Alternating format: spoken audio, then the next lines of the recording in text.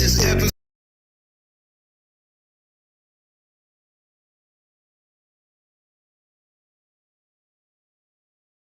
of the Lions Den was brought to you by Common Sense. I can explain it to you, but I can't understand it for you. Welcome to the Lions Den, 144 men on the rise again. Yes. And you better show some intellect. That'll be the only way a nigga ever get respect. Real. Welcome to the Lions Den, 144 men on the rise again. Yes. And you better show some intellect. That'll be the only way a nigga ever get respect. Called you to Jeremiah. I'm finna bring the fire. Cause on the second turn, you don't crucify the Messiah. Roaring like a lion instead of being defiant. You better come together and try to form an alliance. Black Jesus minister, new heavyweight champ. Finna turn the lights on instead of using a lamp. They try to keep up with us, but they leg is catching a cramp. Hebrew Israelites, now that's the name of the camp. That's a divine prospect, shout out to the brother Ron.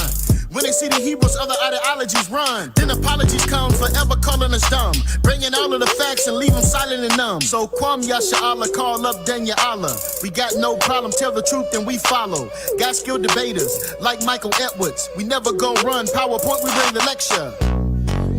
Welcome to the Lions Den, 144 men on the rise again. Yes.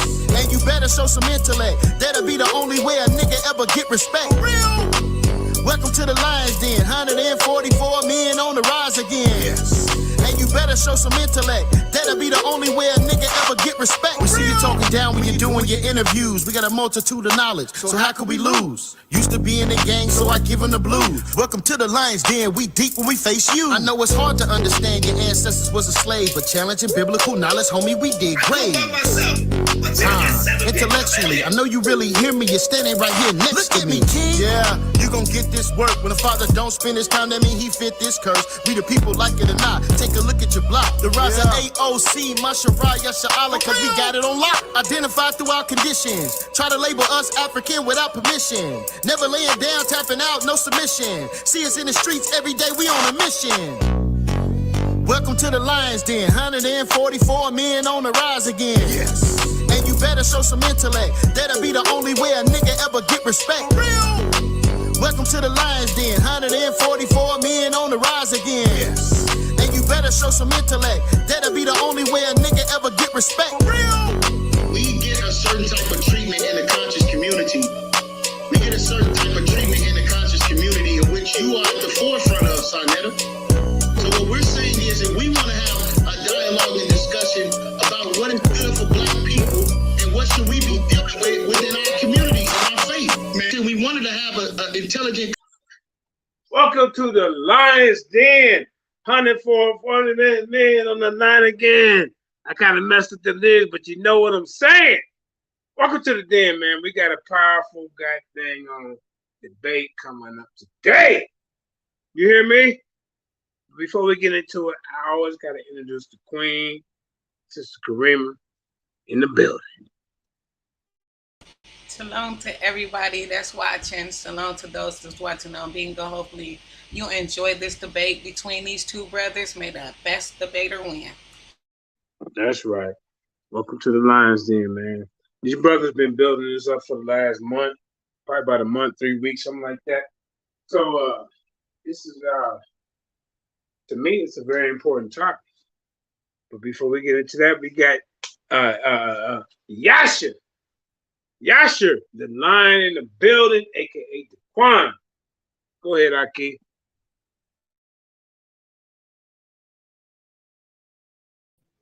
Yeah, I only see 5 people in here, Jason. Oh, okay, he must have fell off. All right. Well, okay, I'm sorry about that, everybody in viewing land. We got the brother Mad Scientist in the building. This brother's full of information, man. Y'all get to know, subscribe to the channel. Go ahead, Aki.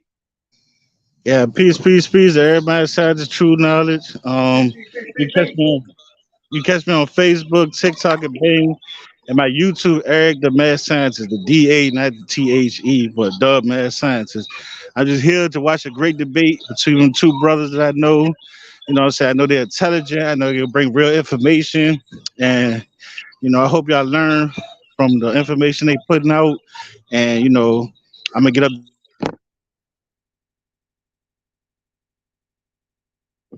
Hello? You hear me? Can you hear me? Yep. Okay, he fell off. Question they so peace to There y'all. you go. All right. We didn't hear your last part, man. Go ahead and say it again. Oh, I said when I do my questioning, I'm gonna try to question as a listener, as one of the fans in the comments. I'm gonna try to question as somebody that's listening to just in case, so I get the information out. Cause I'm gonna be a student today listening, and my questioning will come based off of that. It's not gonna come based off of what I know or anything. It's based off what y'all show. So peace. Right. Now what do you know what you show? Sister Kurt, can you put the link in the chat for everybody else, that want to jump on the panel? We need about at least 3 or 4 of y'all up here. At least 3 more. So y'all can question both debaters. All right. So we're gonna go ahead and get to the challenger in the building, the gangster Egyptian, Cephas Black, all the way from BMO. Go ahead, Aki. Well, y'all know who it is. It's Cephas Black, the gangster Egyptian, coming from Baltimore, and I'm here to bring some I awareness. can't hear you. Can you hear me now? I hear him. Yeah, go ahead. Yeah, I can hear you. Just to bring some awareness to the community about the information I'm spilled out today about mental health, religion dealing with mental health and belief and all that good stuff. All right. What about the other 2 topics? You know what I'm saying? Did the ancient Kemetic believe that that the Neteru's were just a deity, or did they look at it as being a god? And also your third topic, the Haile Selassie can Haile Selassie be looked at as a hero in the Black community? So. But the main topic that Cephas Black is talking about is the mental illness thing. All right. Before we get into the Lions Den Intercontinental Champion, we got to go ahead and introduce you, Charlotte Lion. Go ahead, family. Hey, shalom, family. What's the good word? You tell us, man. It's your introduction, family. Look, it's your Charlotte, it's your Charlotte Lion, man. AK Daquan. What's going on, family? Here to just show support for this Raider Rumble debate. AK, hot topic. Yeah. They doing a debate or doing discussion? This is debate, man. 3 different. Oh, it's topics. Okay. So we about to get it in. Okay. Yeah. Well, like I've always done, man. I'm not biased, man. Cephas Black come with that knowledge and put the smack down on my man War Child's candy ass, then it is what it is. So let's get it on, y'all. Yeah. That's what I'm talking about. And he said that's a Kemetic, so it's not biased over here. All right, everybody. It's time to rumble. You know what I'm saying? These guys is ready to bring this information to the forefront. It's up to you to sit there and be non-biased, write down notes, and compare. Comparative studies is what we got going on today. I don't want none of this bias stuff going on for the people in the audience. Anybody else? But before we get into it, we got one of our top contenders in the Lions Den, aka TKO to Corey Dawson. Go ahead and introduce yourself, Aki. Peace, and blessings to the family. But this should be some 3 interesting topics that the 2 brothers gonna be going in today. Cephas Black and Zaya and Warren. Man, I'm looking forward to this debate. You know what I'm saying? Just being on the panel to support both of the brothers. Peace. All right, all the way from Houston, Texas. So Corey TKO Dawson in the building. All right, now what we're gonna be doing here, like I said, everybody out there in viewing land, ladies and gentlemen, boys and girls, we're gonna have 3 different topics with these guys. These guys have challenged themselves not to just discuss one topic, but 3. Something like what JJ 7000 did with the problem. We had a couple of different topics. This is what we do. Ain't nothing wrong with that. That challenges your intellect. That challenges your research. So we're gonna start off with these brothers go ahead and giving us maybe a 3-minute introduction and set their premise on this first topic. So we're gonna start off with Cephas Black. Go ahead, Aki. Karima, can you get the clock out to 3 minutes for him? All right, hold on.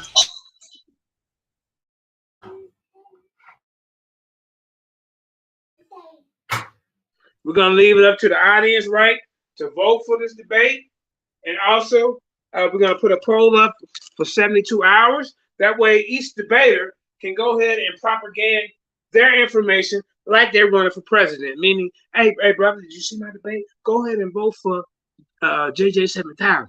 We got 72 hours to prove that I will whoop their ass. You understand? Go ahead, Cephas Black. It's on you.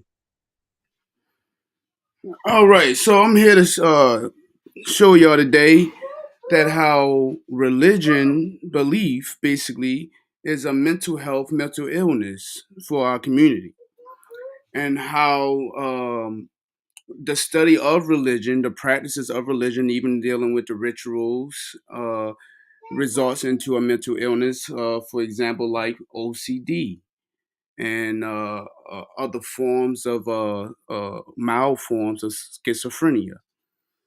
And I'm here to show you that most of the characters in the Bible, not most, but all of the characters of the Bible have a form of mental illness. And I'm here to also to explain to you that with facts and with neuroscientists, with other highly looked at professionals like Walter Williams, and with a couple other different diagnoses too that involve people with no symptoms, with no history of OCD or schizophrenia, can come down with a mental illness just by visiting a place.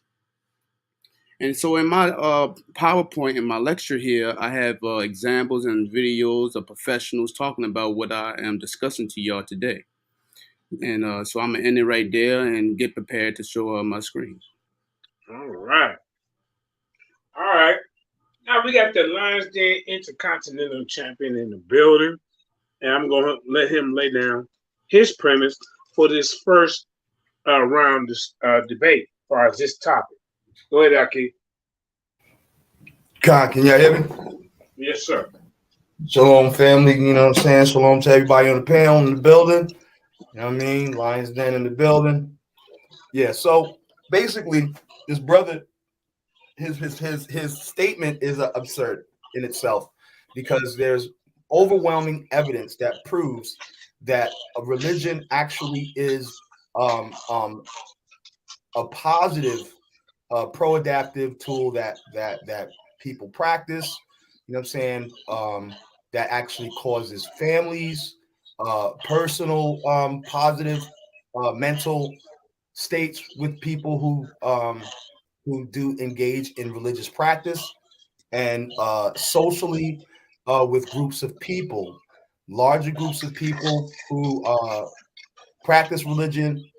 Oftentimes, you know what I'm saying, that's beneficial to a larger group of people, you know what I'm saying, whether it be an institution, whether it be a nation, etc., etc.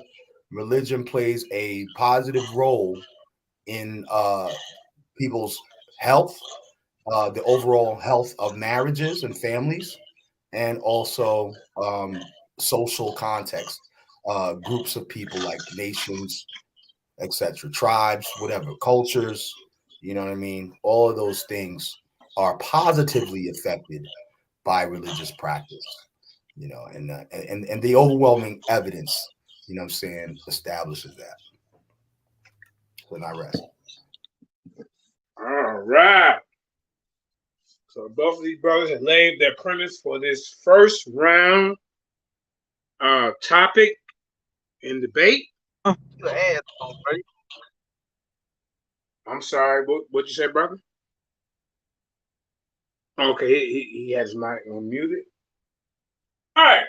So remember, everybody that's out there listening, I want y'all to take notes, pay attention to the topic, look at this in an unbiased view, and that way you're not cheating yourself. with the information. So who's going first? And Kareem, get the clock out. They got 10-minute rounds. I'm going first. All right, so Kareem, get the clock going, brother. Get it in.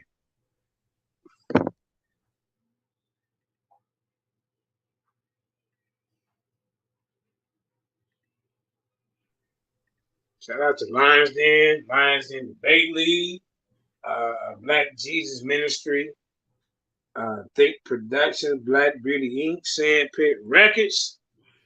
Everybody that's in affiliation with the Lions Den, man. We've been doing this for over the years, man. I appreciate everybody that's been a part of it. You know?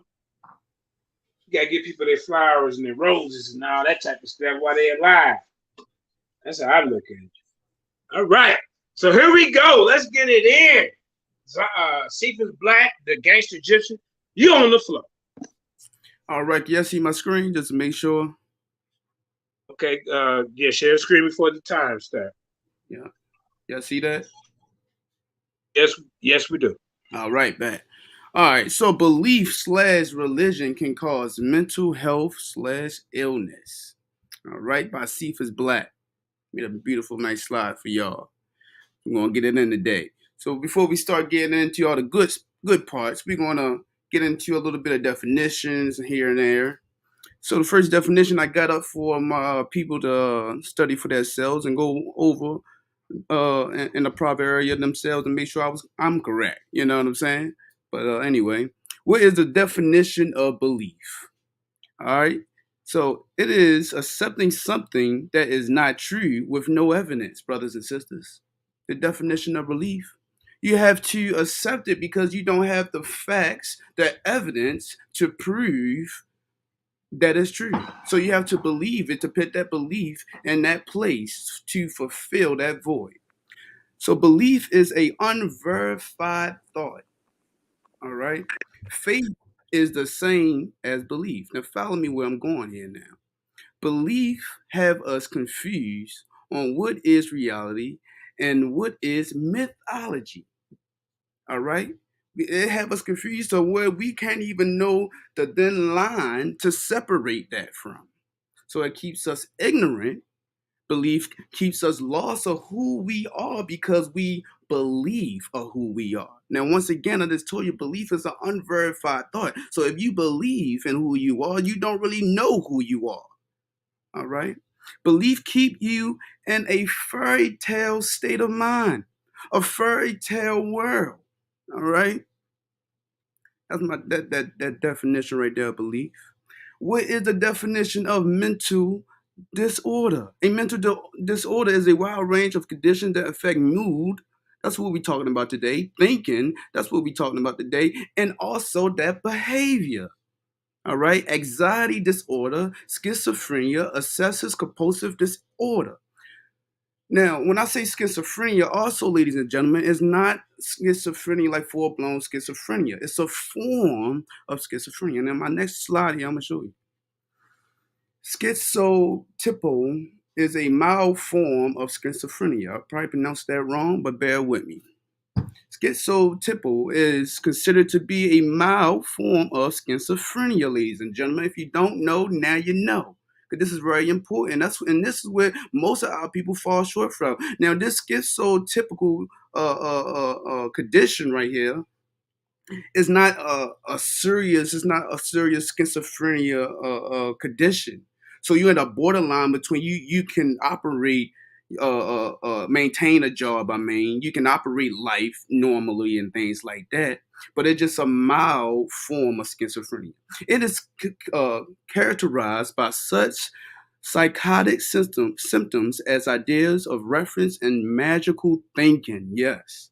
So I talked to my brothers before about this magic thing. And I don't agree with this magic thing because it puts you in a schizotypical form of thinking, in which is not really normal. It's out of the abnormal.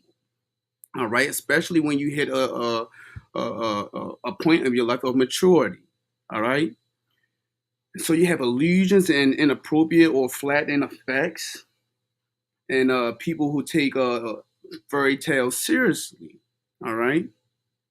So it's a different form of schizophrenia. You can look that word up, write that down, because that's very important, because that's what we suffer from and we don't know it. All right. I also have here a couple articles, a couple psychology professors right here that consider the belief in God in the sky is a mental illness. Now I'm gonna try to hit this for y'all so y'all can see as I'm going along. We go fast with it. Do you believe in God? Some consider it a mental illness. All right. The American Psychological Association, after a 5-year study on devotedly religious people, will now consider an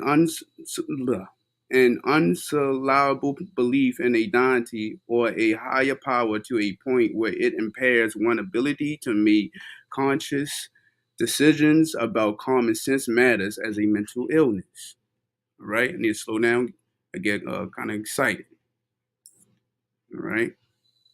So as I go on, there's a other interesting point too, because we goes down to rituals. Rituals is another thing of OCD, another form of OCD.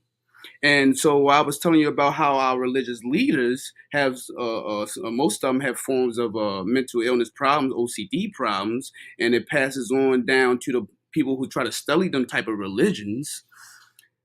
For example, one that get introduced for Islam, they slightly become a OCD patient, basically, because if you have to pray so many times a day, and if you don't do it right, if you don't pray enough 6 times or just do it 2 times, it's just not enough.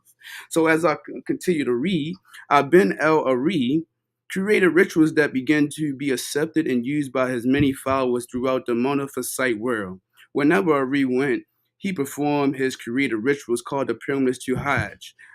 Ari symbolically performed the Hajj, in which water was poured in a circle, after which Ari began to go around and around this circle, throwing stones and chanting prayers that signify the casting out or getting rid of personal sin.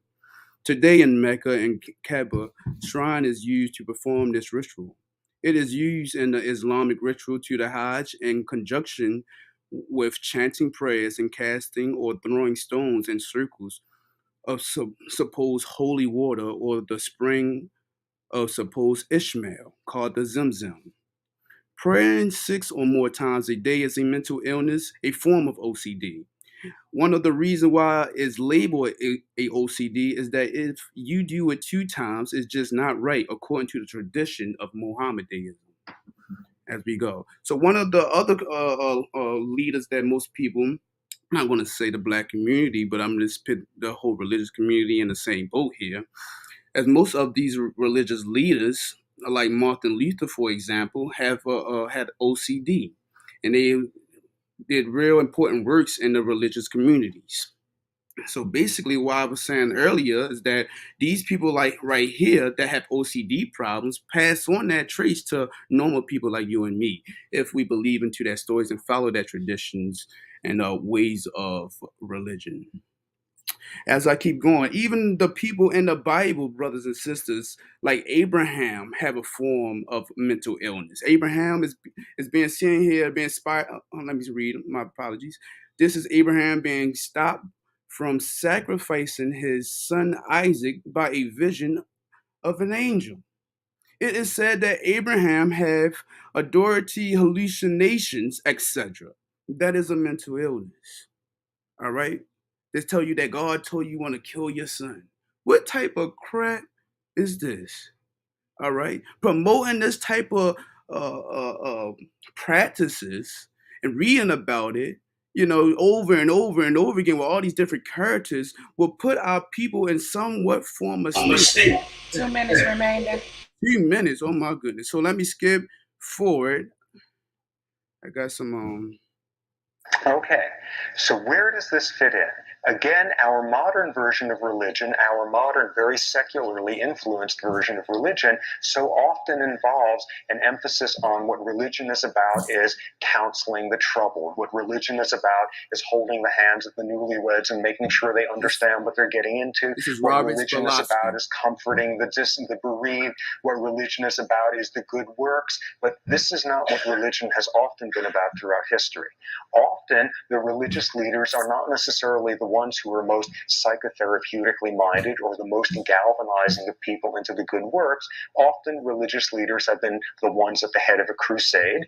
Often, religious leaders have been the ones with the most. So basically, he's getting to everything that I just said. His name is Robert Spolsky. I wish I had more time, but my main one that I would like to get to you is from Walter Williams, also that I cherish with my heart. It's called Jerusalem Syndrome, and I use this because most of my people that I deal with in here is from like Israel so much. So just listen to this right here. Hopefully, I got enough time. It's called Jerusalem Syndrome. This one is great. This is such a bizarre disease. Jerusalem Syndrome. Shockingly, you can only get Jerusalem Syndrome in Jerusalem. Here's what you get. It's got to be a rule out. The person who gets it cannot have problems with depression or anxiety, or rule out all the other psychiatric disorders. It's a standalone diagnosis. Here's the sort of person who gets Jerusalem Syndrome. An American, highly religious Southern Baptist on their first trip ever to the Holy Land. Two other requirements that virtually are in every single case. The person has to be relatively on their own. At the end of the day, they're in a room by themselves, and they have to be having huge problems with jet lag. In other words, they're up at all sorts of weird times of day and really in soggy shape because of that.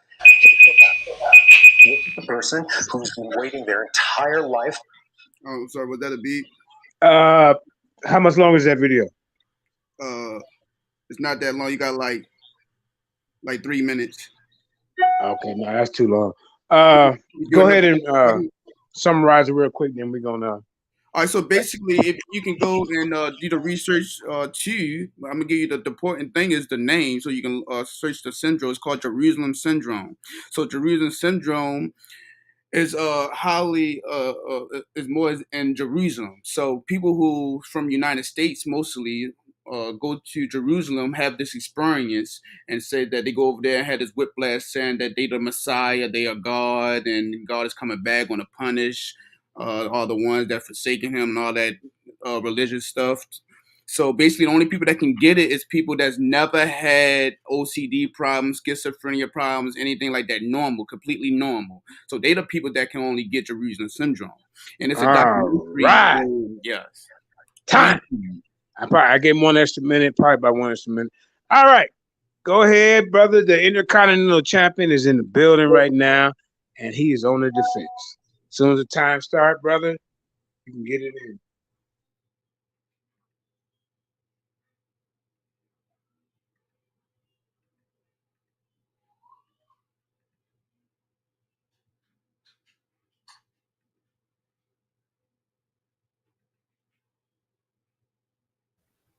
All right, y'all hear me good? Hello? Yeah. Okay. Let's start. My mic was All right, muted. cool. All right, Con. So what the brother Cephas Black just did was specifically skip over very important words that give context. Okay, in the Robert Sapolsky, who I'm very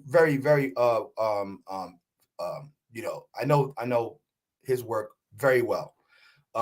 He just said somebody who is highly religious. Okay. In the other context with Islam, it said it can cause OCD. Let's be very clear about these things here, because what he's suggesting is that religion does cause, religion alone and belief in a higher power causes mental health disorders. In that Robert Sapolsky, he literally said at the end, toward the end, that where he ended off, that the guy or somebody who was jet lagged. So there are other things that you have to put together for somebody to have a mental health disorder because of religion. Okay, so this is what I'm going to show you, right? So first, I'm going to start off with a scripture. This is James, right? Because this is very powerful. If any man among you seem to be religious and bridle not his tongue, but deceiveth his own heart, this man's religion is vain. So right here in James, you see that there is a religion that is vain, that can cause one to be deceived in their own heart, which we know is technically like the mind, right? But here, he's distinguishing someone who has the ability to bridle their tongue. Bridling your tongue is basically self-control, the ability to control what comes out of your mouth and how you say something is cognitive. That's a positive cognitive thing. Okay, so religion gives people something to believe in, provides a sense of structure, and typically offers a group of people to connect with over similar beliefs. These facets can have a large positive impact on mental health. Research suggests that religiosity reduces suicide rates, alcoholism, and drug use. Here are some of the religion's main mental health benefits, right? So this is one. Let's go to the next slide. The role of religion and spirituality in mental health, right? So this is by Samuel R. Weber. This is coming from the Opinion of Psychiatry page, and it says this, okay, in the abstract, right? The purpose of review. There has been increased interest in the relationship between religion and spirituality and mental health in recent years. The article reviews recent research into the capacity of religion and spirituality to benefit or harm the mental health of believers. We also examine the implications this may have for assessment and treatment in psychiatric settings. Recent findings, studies indicate that religion and spirituality can promote mental health through positive religious coping, community, and support and positive beliefs. Religion is also shows that religion and spirituality can be damaging to mental health by means of negative religious coping misunderstanding. Okay? So, hold on, let me turn that on. Hold on for a second.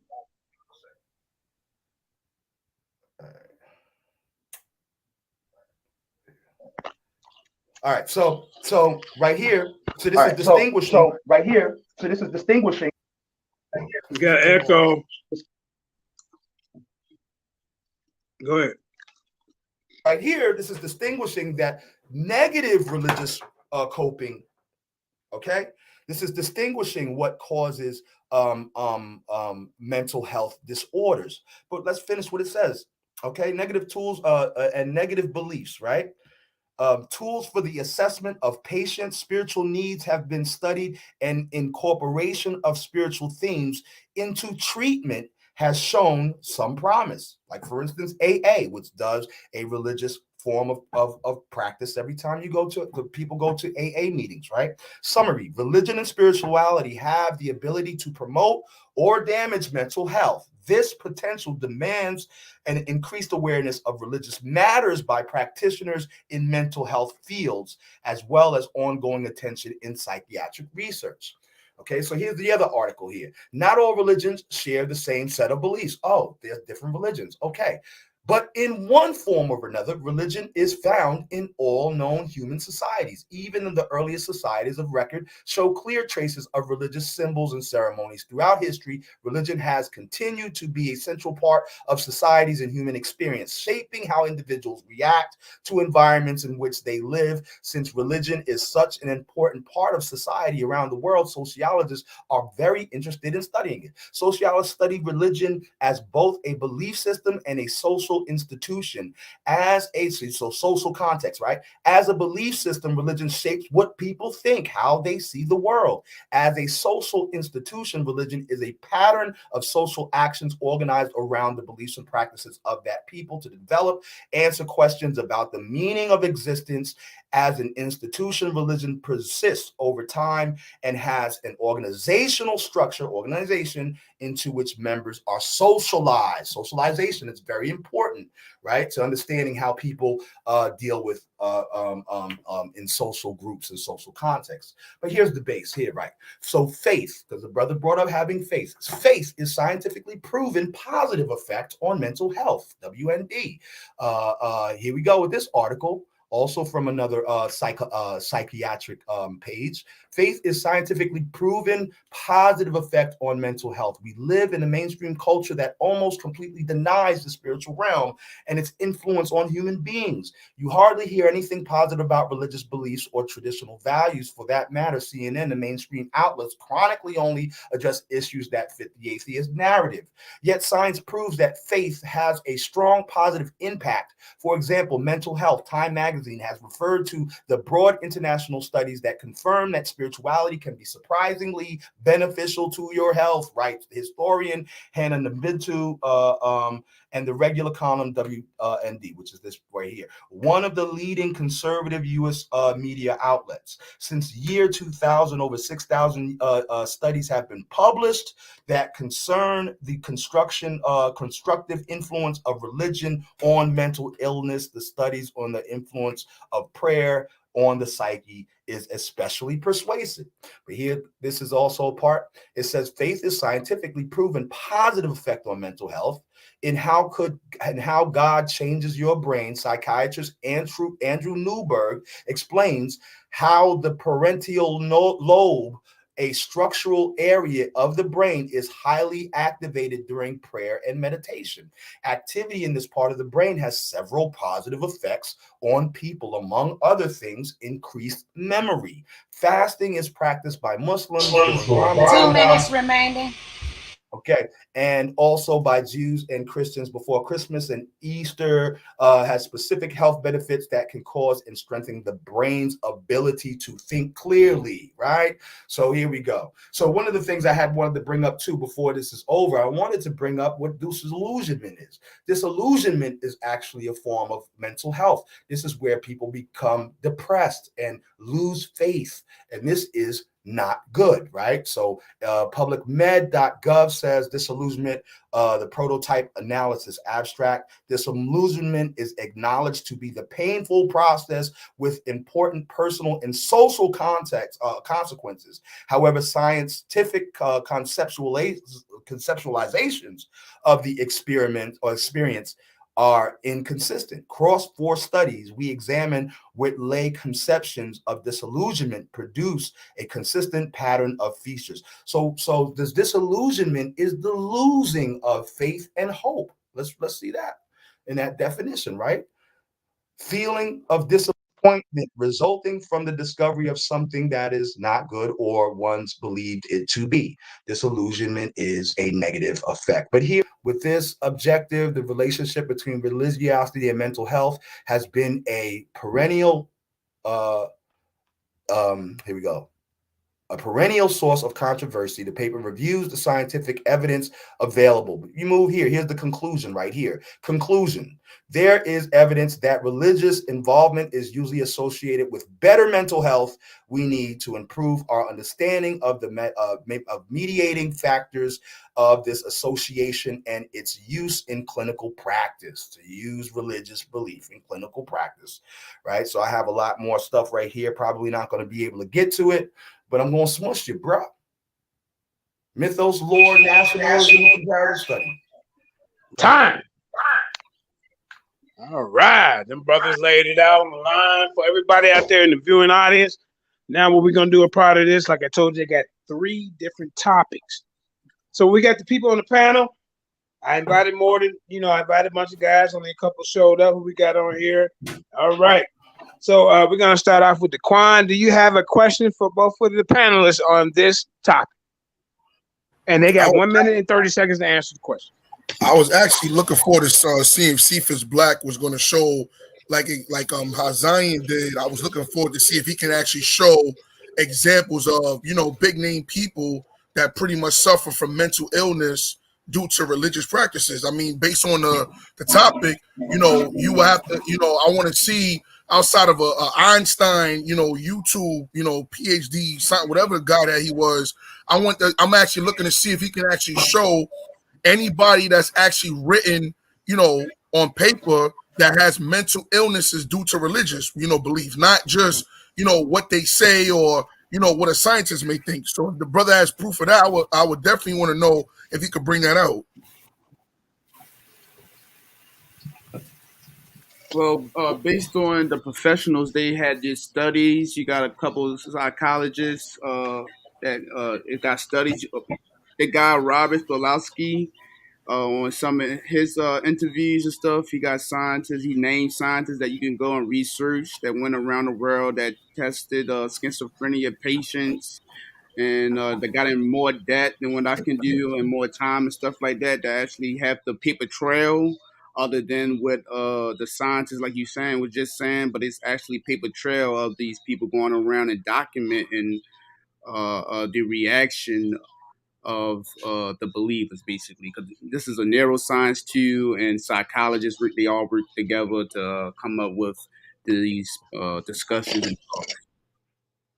Right. I get that, but I'm saying, JJ, I can ask him a question again in a minute, or he just responds. No, it's just one question apiece. Go ahead and ask Zion a question, please. I don't have a. So okay, so I see his defense. So Zion, do you have anybody you can actually show, right? That same question I asked him, but showing how religious actually benefits their mental health. Like example, like we know for us, going into the Bible, it changed our lifestyle as far as eating right, dietary law, things like that. Can you show any proof of anybody that got out of mental illness due to religion? Specifically, I can say that not necessarily from that somebody was benefited, like as far as like their mental health was, but we see that people who, like for instance, say take Shine for a minute. Brother Shine, was a thug, drug dealer, this, that, and the other. Then when he went to God, he changed his life around, he had a better, lifestyle. He even not so much into the music as much as he is into the faith. I believe he's an Israelite now, but at one point I think he was a Muslim for a while. And the brother's life is greatly benefited by his transition from a negative mind state of thinking, a negative culture, gangland culture, into faith. That's changed his life. So I mean, there's a few people we could go through, but essentially my whole purpose was to show the brother, that you can say religion, you cannot say religion meaning all religions. However, you can say that for a fact that most scientists have proven that there is positive mental health benefits to religion, not just socially, not just personally, but socially, and or with families, marriages, for instance. Marriages last longer with people who are religious. People who are not religious, have a greater propensity for divorce. That is a scientific study that is proven. Okay, so that's what it is. JJ, you go to the next one. I'm good on that.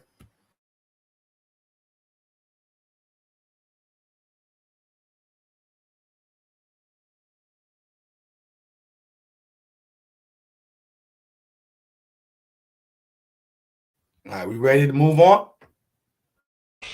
Can't hear you, JJ. He must be having some technical difficulties. Let's move on. Let's get it. So what's the topic next? We want to do His Imperial Majesty, or you want to do Egypt? Wait, Eric, want to ask a question now? Okay. Eric, Mad Scientist.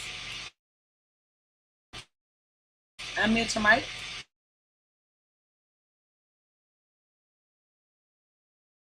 Maybe Corey. Yeah, I got a question. For Cephas Black. So Cephas Black, this is a two-part question, just to get an understanding. Are you saying that, just to make sure, are you saying that religion causes mental health?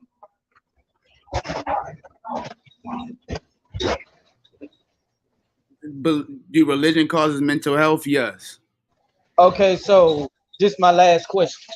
So are you telling me that Nat Turner, um, who else? Are you telling me Harriet Tubman, all of those black heroes was mentally challenged or had mental health issues? And is there any scientific diagnostics that showed they had any type of mental health issues? Well, that come with different circumstances too, because like Nat Turner, he was forced to read the Bible. You know, the only book that the slaves was able to read was the Bible. So it comes down to circumstances. So you know, we can't really judge our ancestors on just a small what's the word I'm looking for? The small information that they had. So I can't really judge them on that without them having a better free world of knowledge, you know. So I'm not going to say that they had mental illness because that's the only books that we read. So I can say that he broke out of the confusion that they try to put him in to turn the other cheek to just let his slave masters beat him. You know what I'm saying? That's a mental illness to just to allow all these crazy things to happen to you and believe that one day that something going to break down the sky and stop all this madness. So he realized that that's not the reality. This is mythology. The reality is to fight back. And if you don't fight back, then you're always going to be enslaved. You're always going to be enslaved. I rest my case. Okay, I got a question for Zion. Hey, Zion, is there any verses in the Bible that shows that, yeah, is there any verses in the Bible that proves that that an average person can get out of mental illness? Let me think. That's a good question. I know that there's a plethora of scriptures that talk about, like for instance, in Psalm, when it talks about the law, that the law is eternal. It says, or practicing the law is let me look that up. Hold on. All right.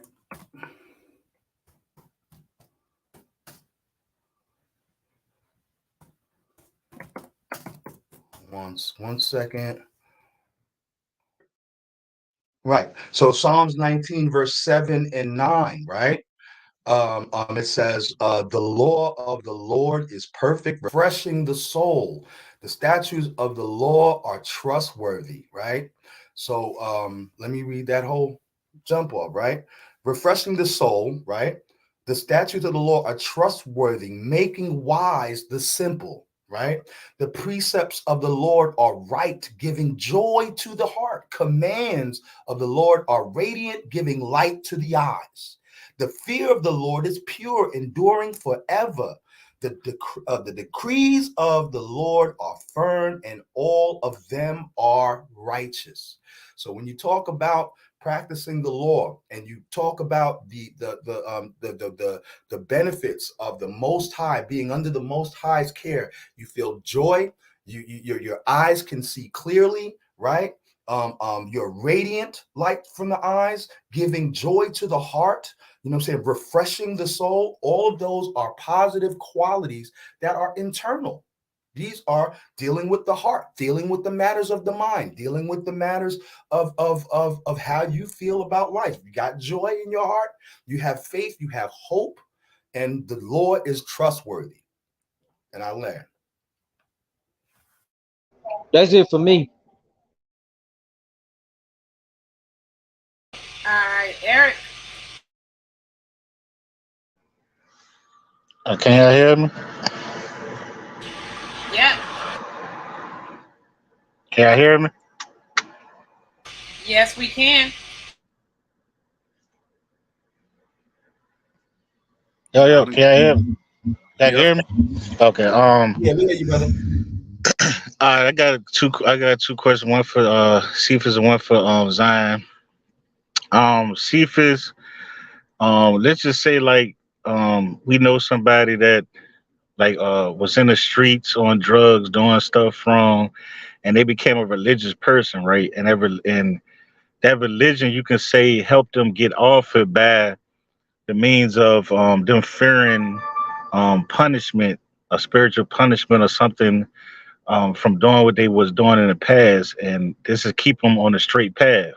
Now, if you was to tell them that the religion that they're doing is not right, as a comedic, what would you replace it with to keep them off of the drugs and keep them in the path that they was in? I replace that with accountability. Yes, so if they already have dealing with a drug addiction, they already have a mental disability. So anything that's smooth in the mind that make them feel better, like religion does, they're gonna gravitate toward even more better than a person that's strong-minded like myself. So accountability is be an excellent replacement of that, because what is better than accountability? Being a man is being accountable for everything that you done.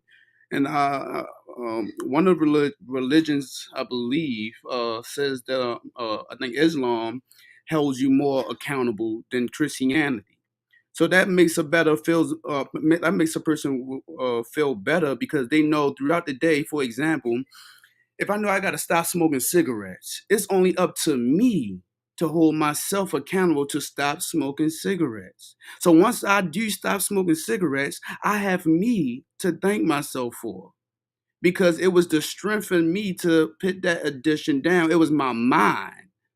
You know what I'm saying? Your mind is your most powerful thing. And once that get sabotaged, then you have mental disabilities. I rest my case right there. Okay, hold up real quick, everybody. We got Brother Tory on the line, but before we say that, we have a brother in the audience, which I don't think he understands what's going on. I don't think he understands where he at. Somebody named LAS says, "Why are you going live when Sonetta go live?" Brother, we don't base our timetable, our shows around Sonetta's schedule. It's just that easy to answer that. Now, I don't know why that pondered in your brain, but a lot of people who create content don't focus on who going live, when, where, and how. You know? So no, Sonetta's schedule do not dictate the lines then. I hope that answers your question. All right, everybody. Now we got Brother Tory in the building. Brother Tory, I want to say this to you, brother. You know, I don't really like how Chris Harris, Sonetta, Garfield, and all these guys is coming at you as a 20-year-old young man when you just now reaching for truth and striving for it, because none of them, when they were 20 years old, they didn't get on a platform where the potential of 20, 30,000 people could see it to talk about anything that they believe in. Trust and believe that. So I commend you for that. Also, do not let them discourage you. And also, one more thing, we're going to do a show tomorrow to call out these guys that was trying to attack a young man, but they run from the likes of JJ 7000. This Sonetta has ran from JJ. Chris Harris has ran from JJ on several occasions. And of course, Dumfriel Reed. So the audacity for you three to come at this young man because he don't want to be a goddamn atheist is appalling. And it shows your cowardness, because you guys will not get in somebody with around your same age or have more experience in this. You'd rather go attack a young lion. That's embarrassing. All right, everybody. So y'all have heard the first round. Hold on. Do you have a question? I ain't finished my second question was on. Oh, I'm sorry. And then Tori, if you can ask a question too. All right, go ahead. Yeah, Tori, respect to you, man, because you know people your age, man, ain't doing what you're doing, brother. Just keep up what you're doing, man, and keep learning. But for Zion, I just heard on the Godfather show one time, I heard him say this, so I'm gonna ask this question and see if you can answer it. They said, what is the difference believing, I guess what they were saying, a mermaid and believing in God, when they claim that you can't prove either one? What is the difference? Or say like a schizophrenia that says he's talking to a voice that tells him to do things and he acts off it. What is the difference when somebody say they might hear God speak to him? Is that a difference? And can you explain to the people?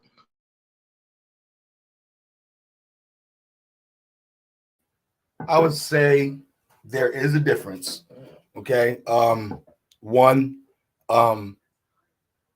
when somebody is believing in overly fantastic things, right, doesn't necessarily mean that that those things are real. We can establish that.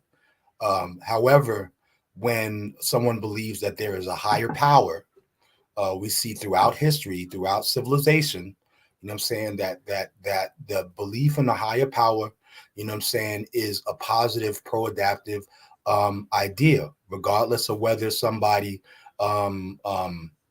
decides, you know, which religion they or what deity they ascribe to. More or less, you know what I'm saying, this thing kind of causes one to behave, you know what I'm saying, and interact with others. So I would say that if God is speaking to someone, you know what I'm saying, in they could, you know, basically be through scripture. Like for us, when we do stuff, you know what I'm saying, or something happens in life that's a little tiresome, or we a scripture that might pop up in my head, you know what I'm saying, that gives me a positive outlook on the situation, or gives me a clarity of what I should do to either fix the situation, have a solution, or, you know what I'm saying, or just, you know, continue to have faith in the Most High, so that this thing does not cause disillusionment, disappointment, depression, however, what et cetera, et cetera. So there is a difference, you know what I'm saying, with somebody who, you know, has a fantastic, what we call fanatic belief system. Oh, okay. I didn't know if y'all ended, but on your second round, can each debater show their face? People like to see. I mean, you able to control his thoughts. That you person, broke up. You broke up. I thought you was done. My fault. But in Okay. second round, I need you debaters Right. turn on your camera, man. Okay. All right. Cool. Yep. So. All right. Yes, I. So these Yeah. things have positive out aspects. You know what I mean? Somebody who's having a vain religion, it even says it right there in that scripture that they lack what is it? Discernment, right? Hold on. Going back to that somebody with is a scripture. If a man but deceiveth his own heart, right? So you can have an ideology that could be deceptive or deceiving to you and have a mental, you know what I'm saying, issue. However, you know, when you are practicing in righteousness and in truth, it should be beneficial. And this is how you know whether your belief system is correct. Did it change your life for the better, or did you, you know, fall by the wayside and become, you know what I'm saying, Christ Michael?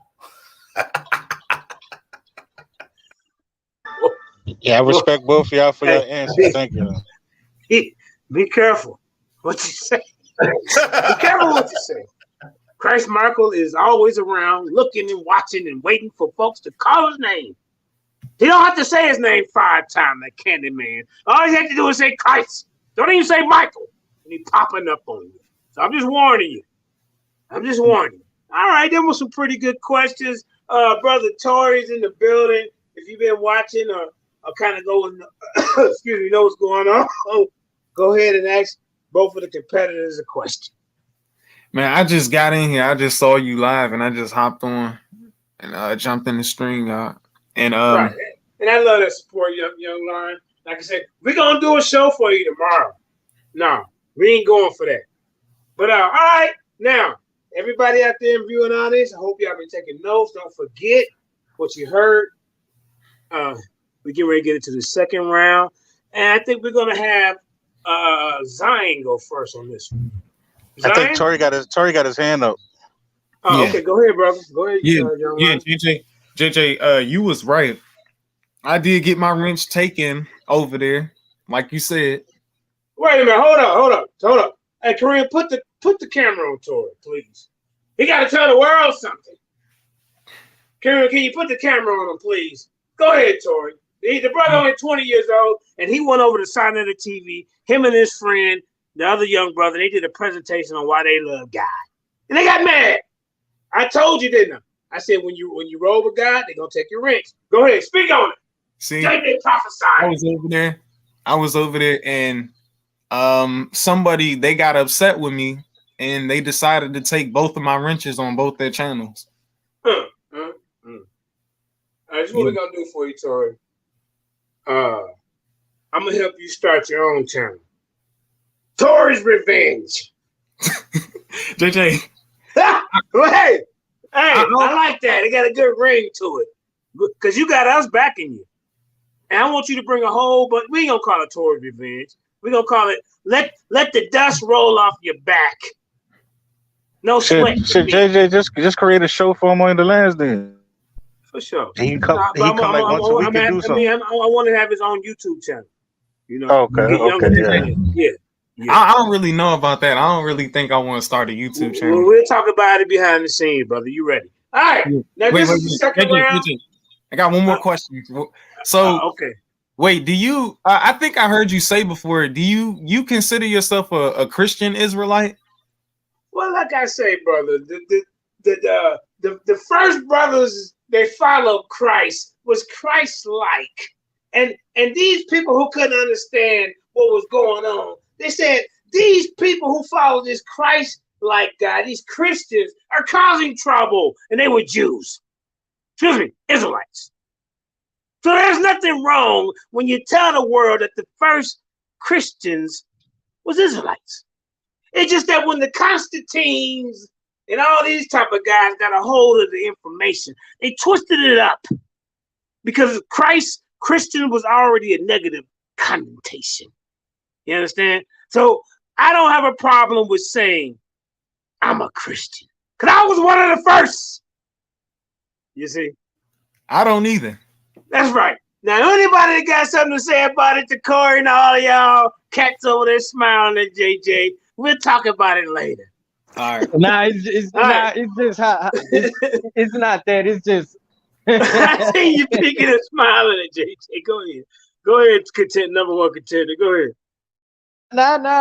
It's just not the Christian thing. It's just, not the Christian thing. I was just laughing. I was just laughing at something somebody else said on the at the bus stop. Let's get it. Yeah, but I actually agree with you, JJ, because from my research, I showed that actually the Christianity word was actually before the Romans, and he just adopted it and put it over top of Rome. So yeah, they was considered like Christians before the Romans took it.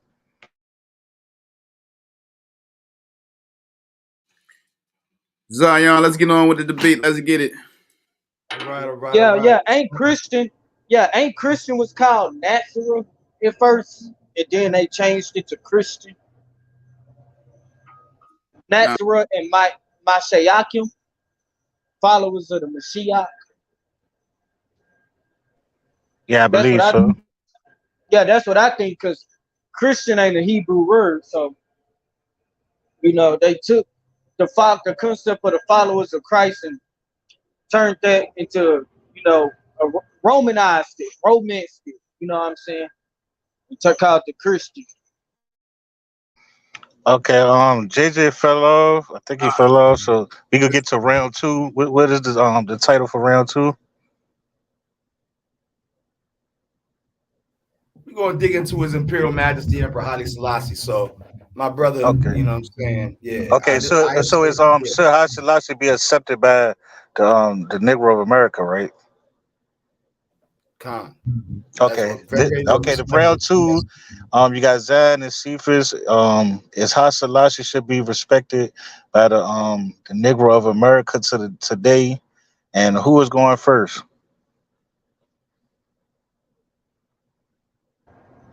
I think Zion have to go first because Cephas went first the first time. I mean, Zion going. Yep. Okay. Well, it's Zion. Show your presentation. Let's get started. All right. Y'all got the clock? Yep, your time starts now. Okay, so one of the things, that there was a lot of negative propaganda against His Imperial Majesty, like so many other African leaders, there was a lot of negative propaganda. So one of the things I want to first state, because in our preliminary, the brother brought up slavery, et cetera, and some things that he claimed were negative aspects of His Imperial Majesty Emperor Haile Selassie, which I am here to show you the good work. So, okay, so one of his speeches, one of his most important speeches, will let you know what I'm saying, the principles in the mind of the man and how he thought, right? So this is his words, his own testimony right here, submitted to the courts. Until the philosophy which holds one race superior and another inferior is finally and permanently discredited and abandoned, everywhere is war, and until there is no longer first class and second class citizens of any nation, until the color of a man's skull is of no more significance than the color of his eyes, and until the basic human rights, which are equally guaranteed to all without regard to race, there is war. And until that day, the dream of lasting peace, world citizenship, rule of international morality will remain but a fleeting illusion to be pursued but never attained. We Africans will fight. He called himself an African. Let's get that together. We'll fight if necessary, and we know we shall win, as we are confident in the victory of good over evil. So let's dig into some of the things that he's done here, okay? Let's dig into who this man was and what he did. So first and foremost, for African Americans, this is very important, is, okay, he came here and visited African Americans, the descendants of slaves, and spent a lot of time sending emissaries. One, his name is Malaku. There's another one, Malaku Bayan, who came and started the Ethiopian World Federation in order to begin what it was called Ethiopianism in the Americas. This was one of the early Pan-African forces in African American culture. Most people don't realize the influence that it had on the present day conscious community. Okay, so we're going back to like 1923, between 1923, 26. Later on, Haile Selassie actually establishes the Sheshamani, right? So he actually put land, the only African king of his time, the first and only African king of his time, to actually set aside land for African Americans who wanted to return home and repatriate back to Africa. He went back and forth to the Americas to discuss some of the matters that were going on with African Americans in his country, even going so far as to speak to the president, Kennedy. And there was a lot of other things that he did. But the other thing is he abolished slavery in Ethiopia. But there's a really important thing, because most people say that he had slaves and such in his earlier years.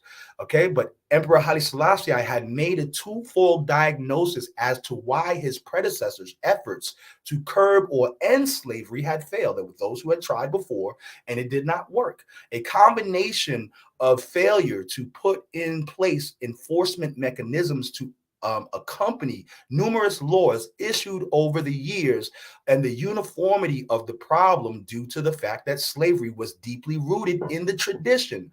Haile Selassie, Volume 1, right? So that's in his book, right? He was convinced that, this is in the book about him, convinced that it was impossible to uproot such an ancient institution simply by writing laws.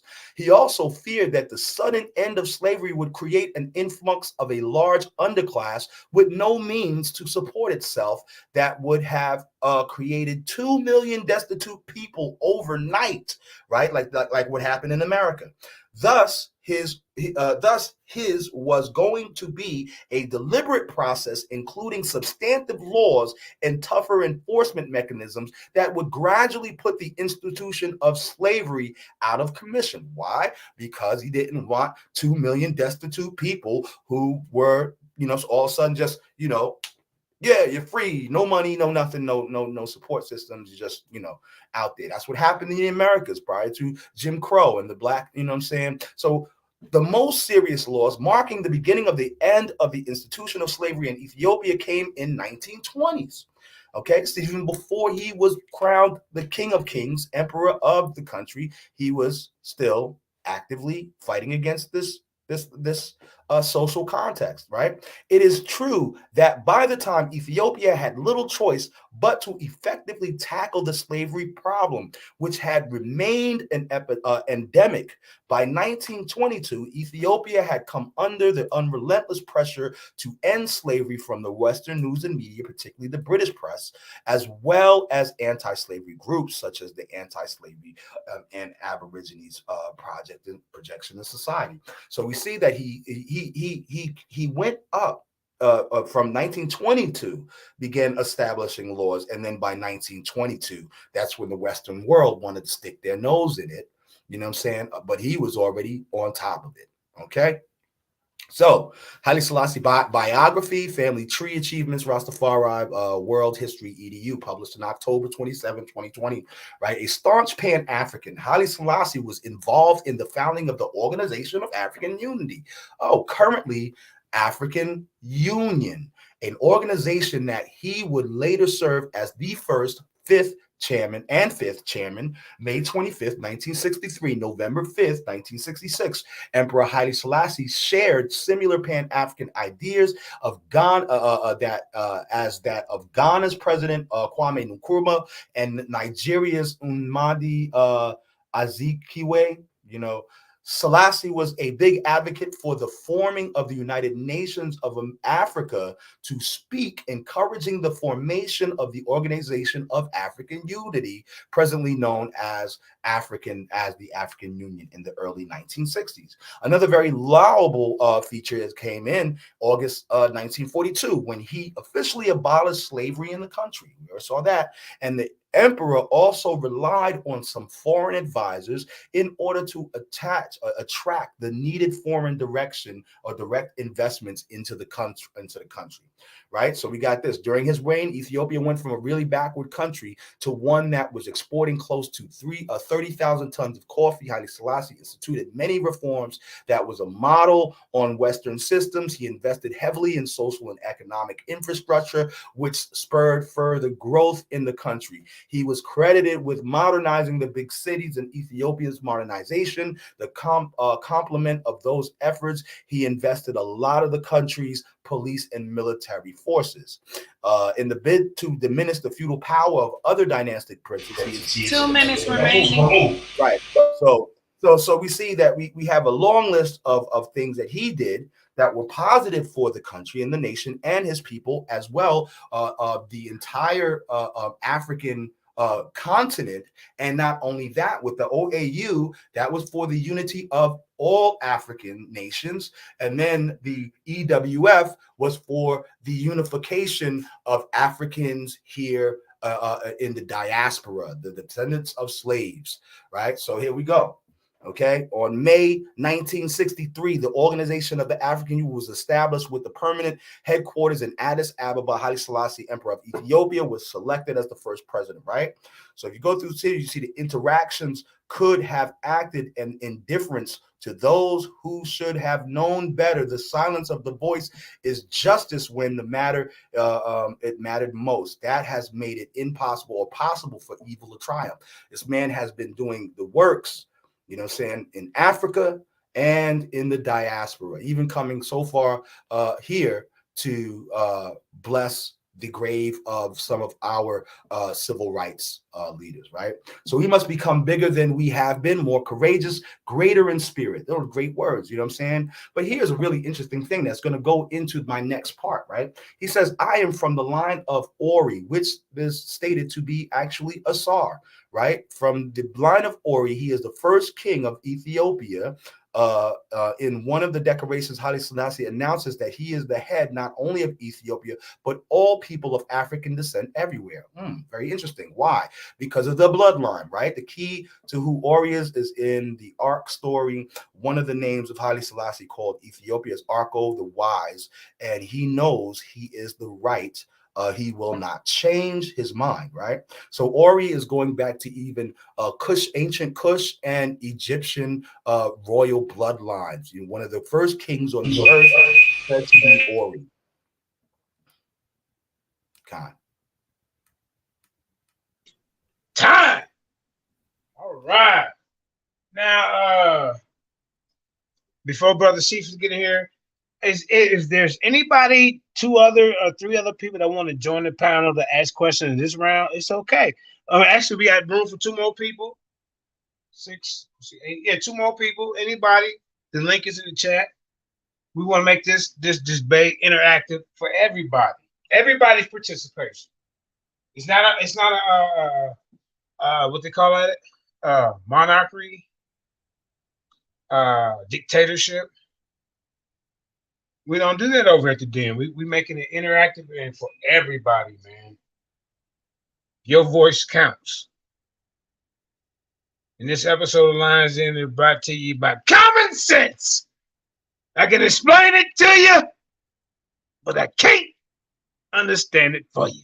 That's been my #1 sponsor since I got off the ground with this. You understand me? Hey, when I got in front of the TV with my stick, you know, hey, my stick is around here over here, and the next round I might bring her to the table. That's Betsy.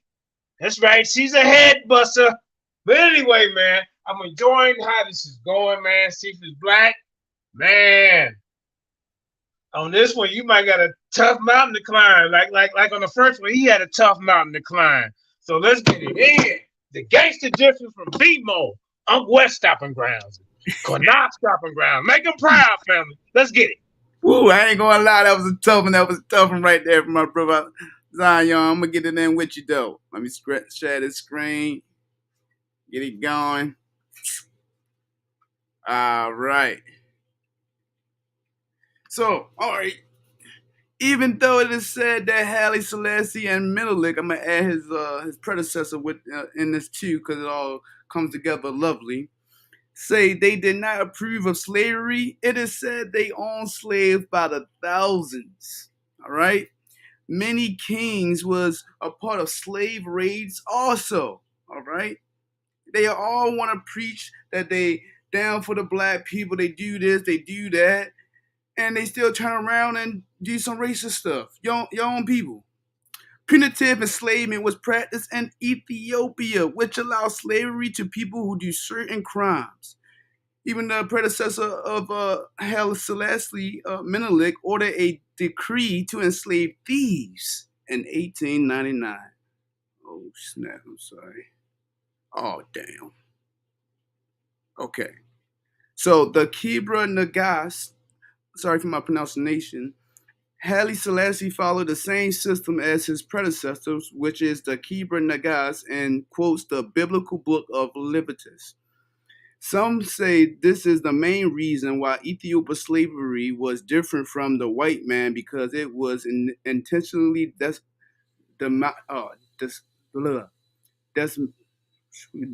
got a tongue twist. That's slavery. Shit, stop. What is dang? Why I can't pronounce this word now? Demonic. That's the mixed slavery. You know what I mean? Is a involuntary slavery. It is a form of human trafficking found in distant circumstances.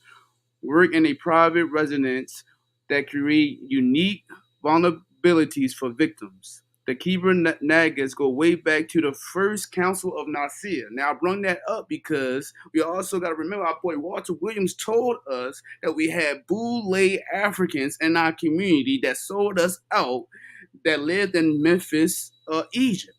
All right, who created in this law, who created this created creature named Serapis in this law, the Kebra Nagas. You know, go way back then. So the Feta Nagas also provide the enslavement of non-believers and the children of slaves. The Feta Nagas also made sure that any woman that had sexual relationships with or married a slave could be enslaved. All right, and I'm gonna keep going.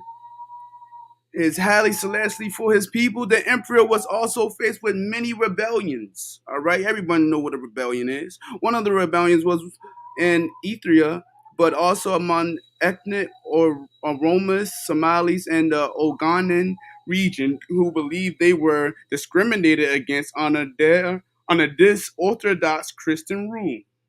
September 1st, 1961, to May 24th, 1991. A French author named Gerard Perner even admitted that foreign powers was well aware of the reactionary and unbearable and oppressive and of the Ethiopian Somalic dynasty, but they all had favorite dictators, and the emperor was a magnificent one, making him the greatest sellout of all of them. You have another rebellion called the Wonyang Rebellion, for example. Excuse my pronunciation. I'm trying to rush through this. Exposing Haile Selassie. Marcus Garvey called Selassie a great coward and the leader of a country where black men are chained and flogged. Both of y'all. On March 8, 1964, the New York Times wrote an article about Haile Selassie tricking the people, making them believe that a despotic slave owner can be the best thing that ever happened to Africa. The article admitted that Selassie was not the father of African unity because Conway Nkrumah was the one who led Ghana into independence. He played a key role in creating the Organization of African Unity, which became the African Union. He is the father of Pan-African, not Haile Selassie. Emperor Menelik quotes, "He is not a Negro but a Caucasian," and the same was said by Haile Selassie. Haile Selassie said that Ethiopians do not classify themselves as black, but a mixture of Hamito-Semitic people, aka what I call them, Hamites, according to John H. Spencer. Let's remember that in the 19th century, scholars classified the Hamite race as a subgroup of the Caucasian race. The Hamites come from Ethiopia. And I want to remind you that our ancient sellouts, lived in Memphis, Egypt, according to Walter Williams, the same sellouts that gave the white man everything they wanted. All right? So, yes, he is a part of that bloodline. Exposing Haile Selassie, it is said that one of the excuses used for the Italians to invade Ethiopia is because of the long way to stop slavery. Going against the United Nations, Marcus Garvey accused Haile Selassie of being a slave master. Marcus Garvey even said, after all, Haile Selassie is just an ordinary man, like any other human being. What right has he to hold men as slaves? All right? Haile Selassie never wanted to free the slaves. It took the Italians to make Ethiopia in slavery. Italy invaded Ethiopia in October 1935 and issued 2 laws in October 1935 and in April in 1936, emancipating slaves in that country. According to Italy accounts, when they was there, in that small time they was there, they freed 420,000 slaves. So if they freed 420,000 slaves, I ask again to the panel, how come Haile Selassie, they say he never had slaves? That don't make sense. If it was slaves in that country and he ran that country, why he was one of the last countries to end slavery, my brothers and sisters? All right? If he was so, I don't want to hear that, oh, it took a long time because of the judges. You run this, all right? It don't have to take foreign powers to come over here and bully you to free 420,000 slaves, brother.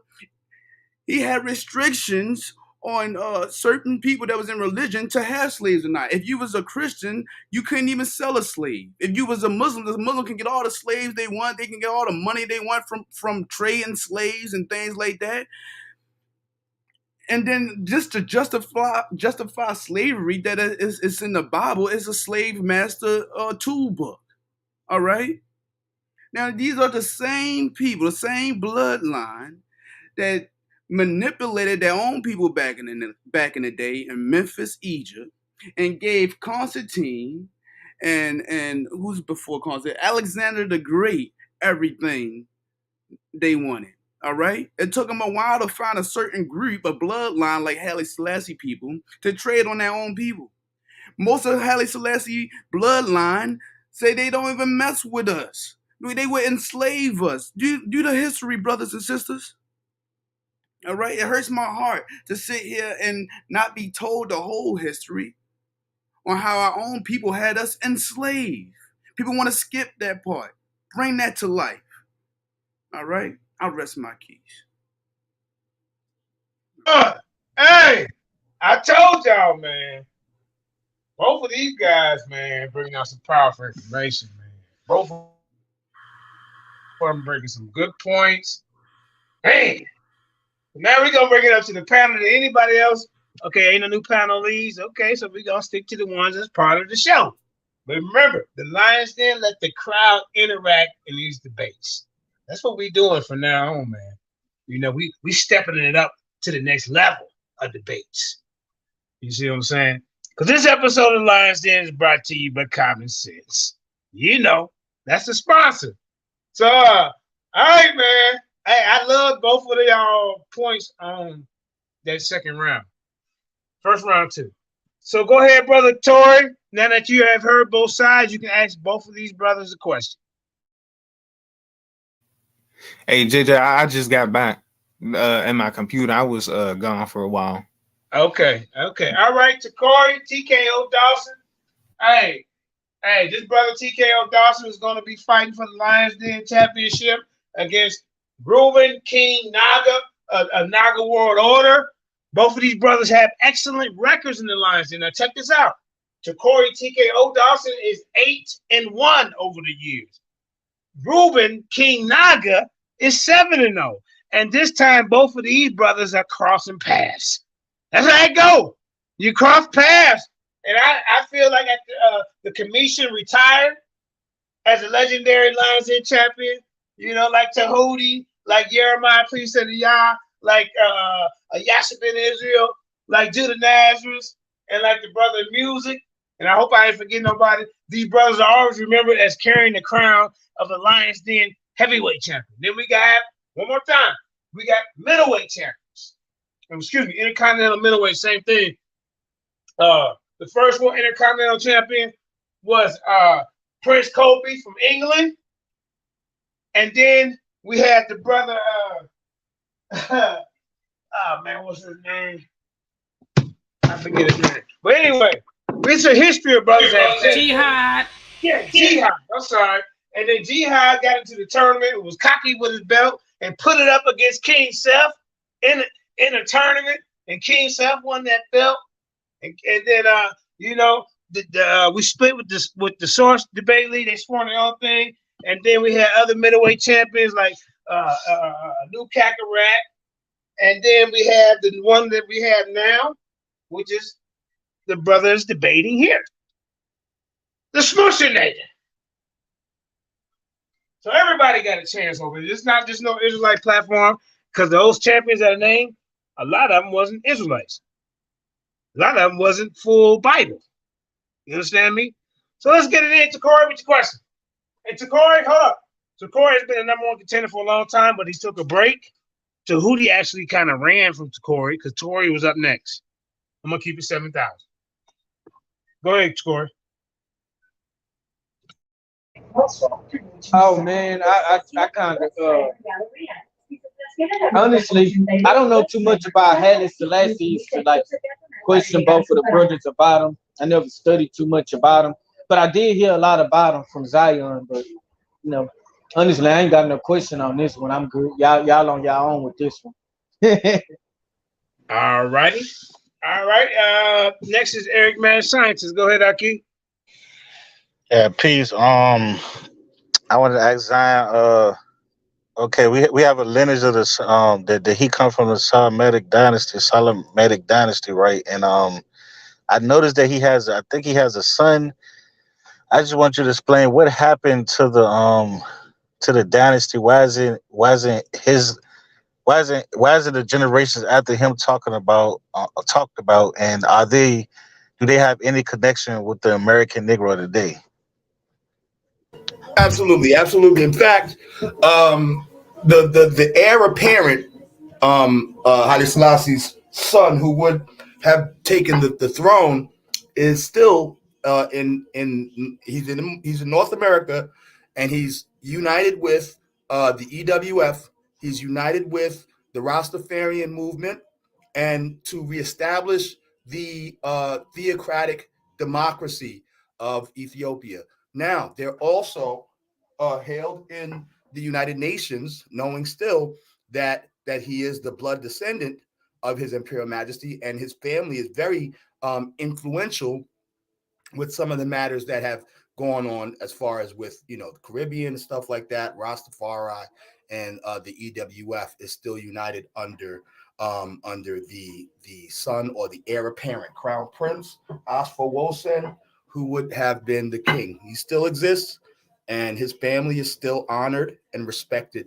He had to leave Ethiopia, obviously, because the socialist republic that took over, called the Derg, that came from the Europeans that influenced them, those students that deposed His Imperial Majesty, they obviously would have tried or attempted to kill the bloodline, because that would be the only way the theocratic democratic government could be placed back in order. So they're here in North America. One of his sons was on TED Talks. That's Johannes Haile Selassie. He's an anthropologist.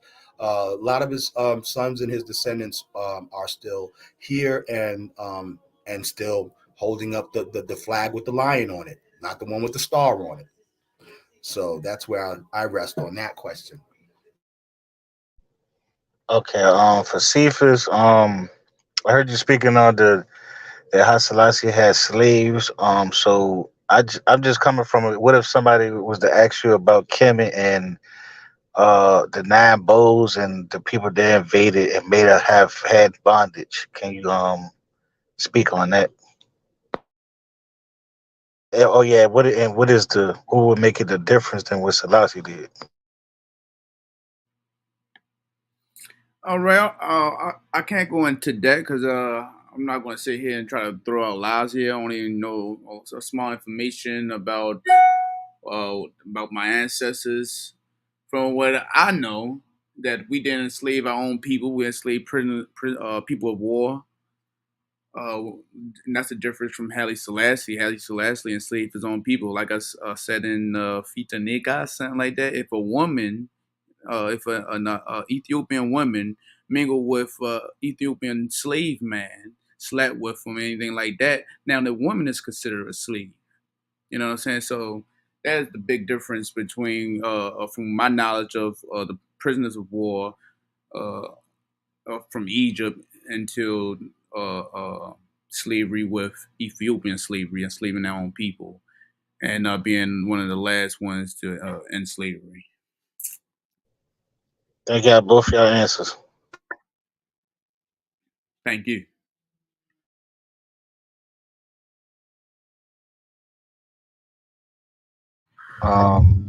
Anybody else up next? Taquan or I think Tori said. Yeah, Taquan, you up, family?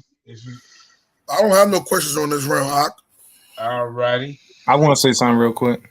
Yeah, go ahead, brother Tori. Yeah, JJ, you on Facebook, right? Or you got Messenger? Yeah, I got Facebook and Messenger. All right, can you like put it in a private chat or something? I want to message you and talk to you. Okay, I can do that for you, family. All right, thanks. That's it. What's your name on Facebook? Brother Tori? I'll put it in the private chat. I don't want to say it out loud. Okay, I got you. All right. Nobody has no questions for now. Now we finna get into the third round. I mean, look, we only been on for an hour and 33 minutes. This is going pretty good for both of you brothers. This third round will be: did the ancient Kemetics, the ancient Egyptians, believe that the Neterus were just a principle of the Creator, or did they believe that the Neterus were the divine Creator? Am I right? Is that where we going? Cause y'all gonna fix it for me so I don't mess it up. Like gods, and they were some as gods and goddesses, basically. Okay. Zari? Yes, sir. Okay, we have to. And Zari, you need to turn your camera on, brother. I mean, come on, man, what you hiding for? Come on, man. People want to see interactions and faces and all that. As a matter of fact, this round right here, Kareem, get the camera on when the debater go. Put it on there. Please and thank you. All right, now who's gonna start this round out? I guess it's gonna be me.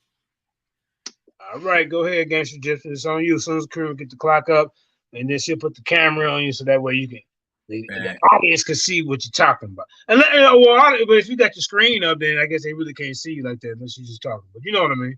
Yeah. If you just talking, That screen is up, so they sharing it immediately most of the time. So okay. All right. All right, are y'all ready to get down with this knowledge I'm about to break down to you? All right, I ain't gonna stunt.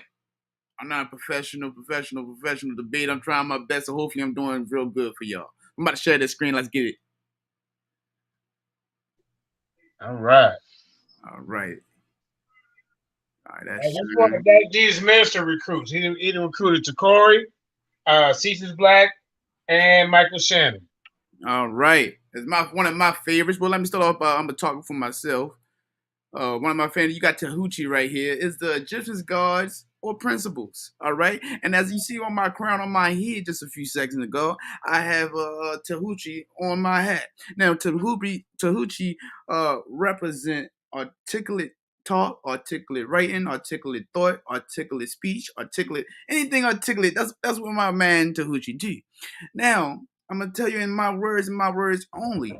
Hey, Cephas, sorry for interrupting. Can you put it on presentation so we can read what it says on there? Because it's real small. Hold up, Takori. I think he Kareem and blanket and showing the face and the presentation at the same time, so you interact. I think that's what's going on. Because you see his presentation now, right? It's real small. You know what I'm saying? Well, okay, well, I don't know. It might not get no bigger, brother. But I mean, well, the prison you don't got ready, but I just got. I got a video to show you after this. I only say is the Egyptian gods or principles. All right, so like I was saying, Tahuti just represent articulate thought, writing, and all that good stuff. So as I look at these individuals, I put these attributes and I acquire to my life. All right. So when I want to get all intellectual, I think about Tahuti, and that gives me the ability to channel that energy into my best speaking abilities and thoughts and all that good stuff. You know. So, and for example, I'm a welder. You know, and I know I jump into different ideologies here, but it's another African ideology named Ogon, and so. I like to think about Ogon a lot because I'm a welder, and Ogon is like the god of iron. But it's a principle. Don't get it confused though. It's just a principle. All right, he's just the master of iron, and as I master welding, which is a assimilation of iron and stuff like that, that's who I portray myself to be. So I'm gonna stop talking and get into the good stuff. The person that I got backing me up today to help y'all learn that it's not gods but principles is a guy named Mfadishi. He is one of the good scholars that agree that it was laws and principles and not gods. All right. So I got this wonderful right here for y'all to read. I mean, not to read, to listen to. I also noticed a lot of Hebrews would play on that a lot when they come into, you're worshiping false gods, and this is why we went to Egypt, and we worship false gods, and it came to a factor where, okay, let me learn more, figure that out, because I'm just hearing this side, because we was in Egypt, we did what Egyptians did, we ate what they, we looked just like them. So give us another story. So I wanted to get rid of the myth of these are gods and goddesses. I tell people like gravity. Do you understand gravity? Gravity's not God. It's not a God, but gravity doesn't care whether you like it or not. Gravity don't care if you're black or white, short, fat, gay, or whatever. It affects everybody the same. That's a principle. It's a principle and it's a law. These represent principles and laws. For example, this is Jehuti. He represents articulate thought, articulate speech, articulate writing, articulate action. Everybody has that in their consciousness. We're not all using it. So Jehuti's not a god. It's something that exists inside of you. So they say Jehuti is the tongue of Ptah. He is the voice of Amun. This is the creator. In the beginning was the word. Jehuti is the one that utters the word. And from the word, we bring all things into existence. So he's not a god. He's a principle, a law of higher consciousness dealing with articulation. Like Basset. Basset is not a god or goddess in this case. She represents dance, music, you know. So in her hand is the sistrum.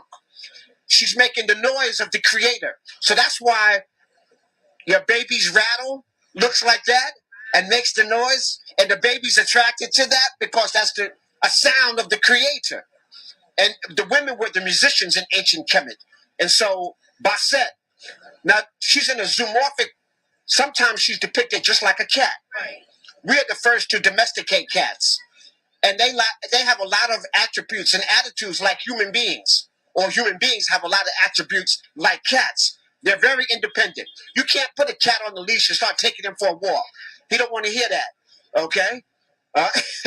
Inpu, he's the guardian. You say Ampu or Inpu? Both is correct. Okay, just like some people down south say the, some people say the. Right. Okay, both of them. We call it spatial dialect.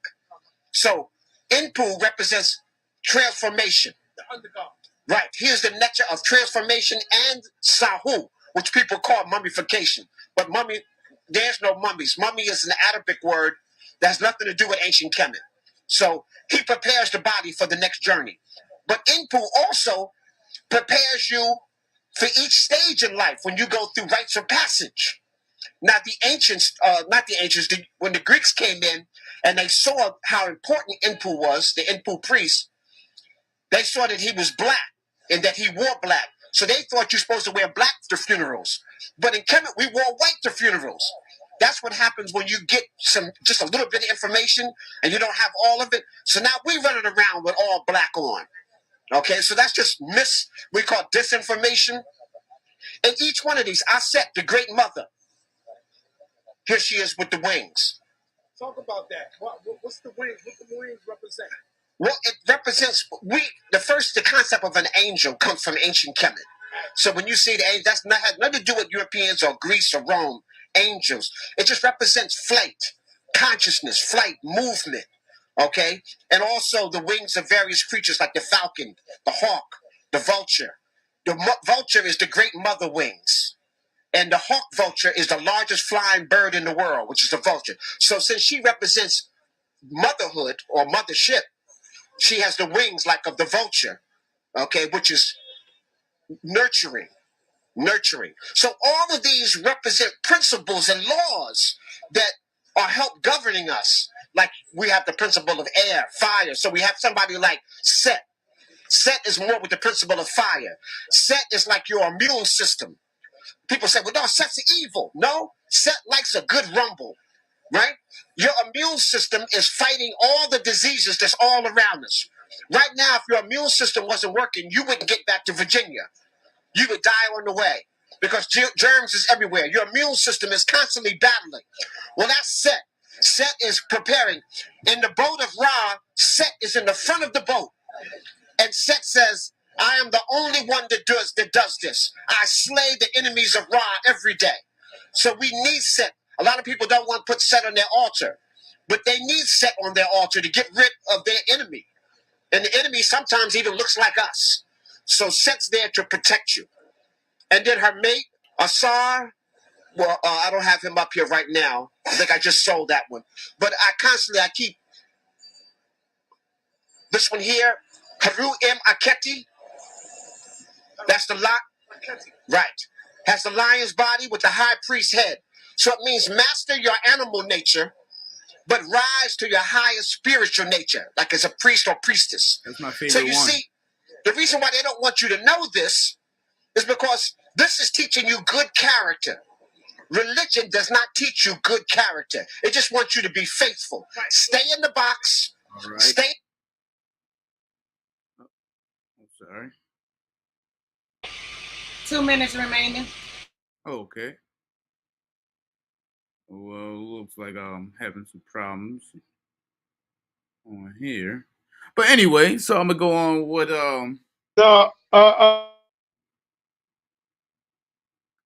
say it again. Can you hear me? If you have technical difficulty, Kareem can stop your time. I did. Okay, yeah. So you just want to fix it, go ahead, go out. Let me try to go back. Maybe Okay. Yeah, refresh it. Yeah.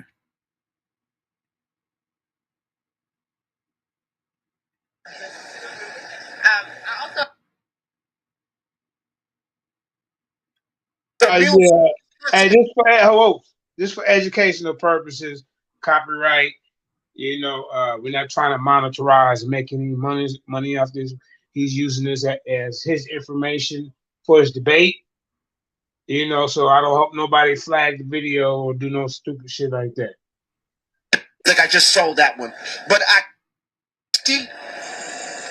that's the lot, right? Has the lion's body with the high priest's head. So it means master your animal nature, but rise to your highest spiritual nature, like as a priest or priestess. So you see, the reason why they don't want you to know this is because this is teaching you good character. Religion does not teach you good character. It just wants you to be faithful. Stay in the box. Stay in the box and believe. See, and when you have a belief system, I don't have to prove anything. That's right. You just believe. And then if you question that, they say, oh, you're going to hell because you don't believe. No. In ancient Kemet, we show you. So now I want to make the distinction, before we get into the crystals, I want to make a distinction between and that's what I really basically wanted y'all to understand. And it's always go back to my first PowerPoint here when I talk about belief and faith. Even Infodici broke it down to you and what that is. And I end my powerful smashing, gangster smashing debate. You know what it is. It's Cephas Black, the gangster Egyptian. All right, boy. I'm telling you, man. Hey, these Lions Den debaters, man, they come out and they bring a lot of information. I love it. All right, man. Now look, next is the Lions Den Intercontinental Champion. This is be his third and final round. So, Zion, are you ready? Yes, sir. Yes, sir. All right. So it's going to show you time. You can start.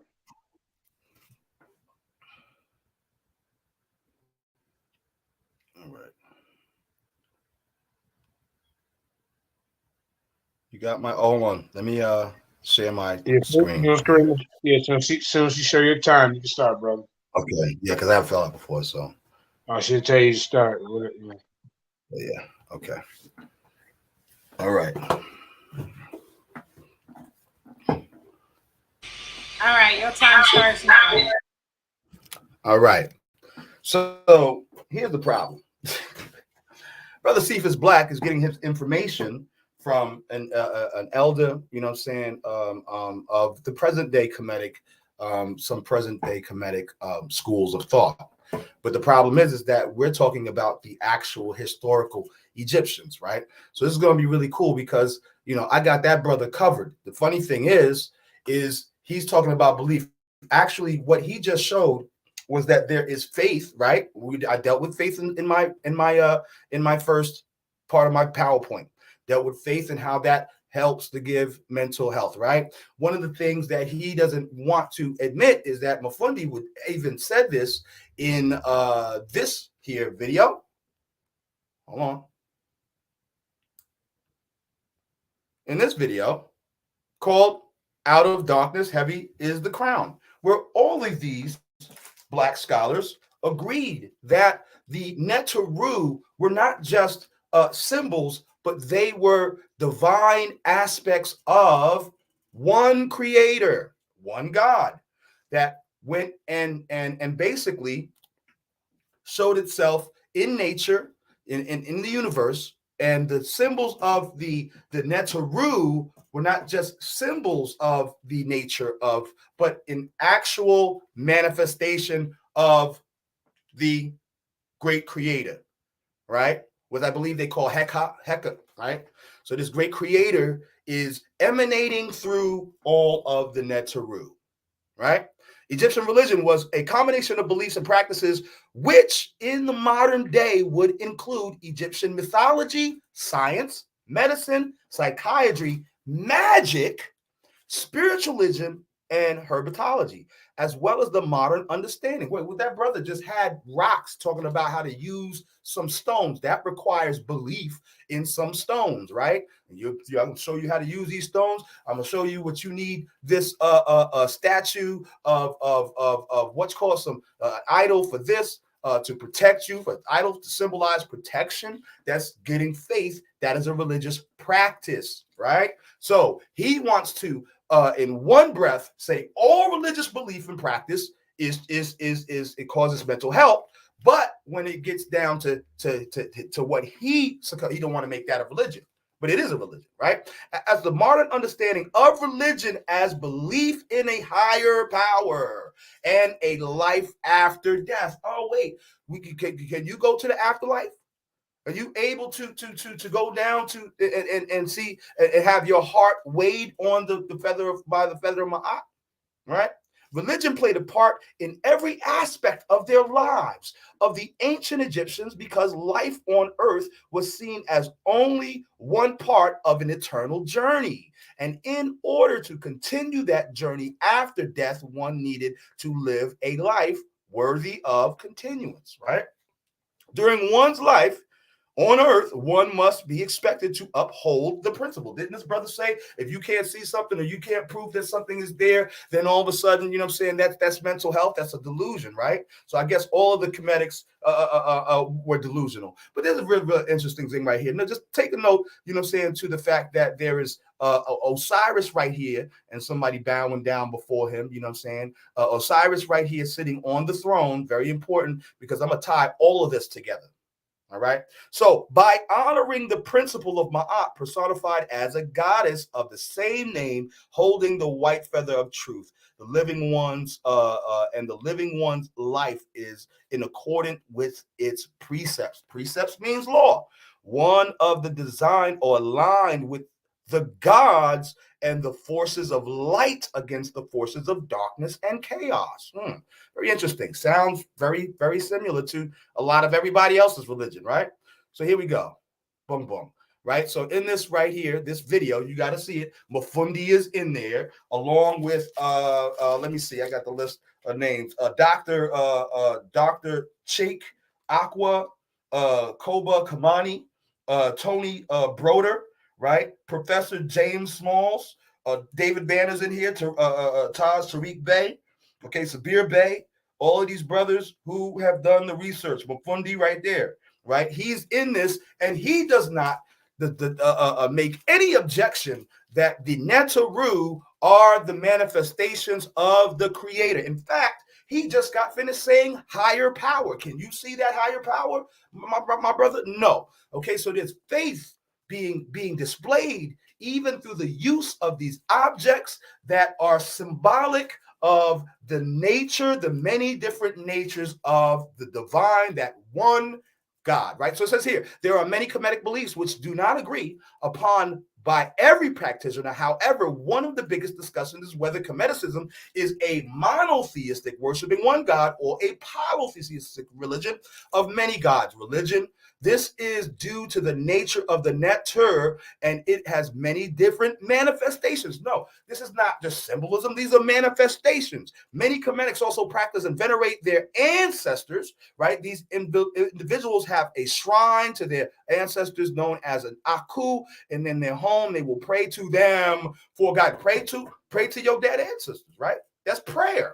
Right? That's religion. A revival of Kemeticism in the modern city. This is where we have to get a distinction of what so-called Kemetics teach now, because this is a new way of looking at it. So revival of Kemeticism in the modern day can be traced back to 1970. So it's not connected to the original practices. However, you know what I'm saying, it's still based upon the basic fundamentals of the Egyptian religion. By the late 1980s, Kemeticism had become popular enough for a large group of believers to organize, create institutions, and found new different branches. See, this right here totally destroys the first argument And we're going to get back to how it destroys the second argument about Haile Selassie. There were two essential foci in the public religion, the king and the gods. Oh, wait. So the king is important to the nationality of the national identity of the Kemetics, right?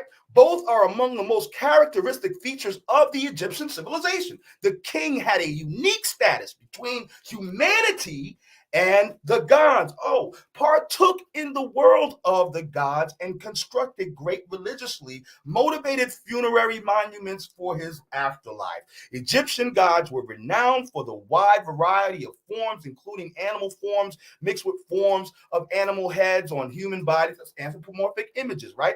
The more important deities were the sun god, who had several names and aspects and was associated with many supernatural beings in the solar cycle, modeled in the alternation of night and day, and Asaru, Osiris, or Ori, the god of the dead, the ruler of the underworld, with his consort Aset, Isis. Asaru became dominant in many contexts during the first millennial BCE. So we're going back further than 1970, you know what I'm saying, with your revival.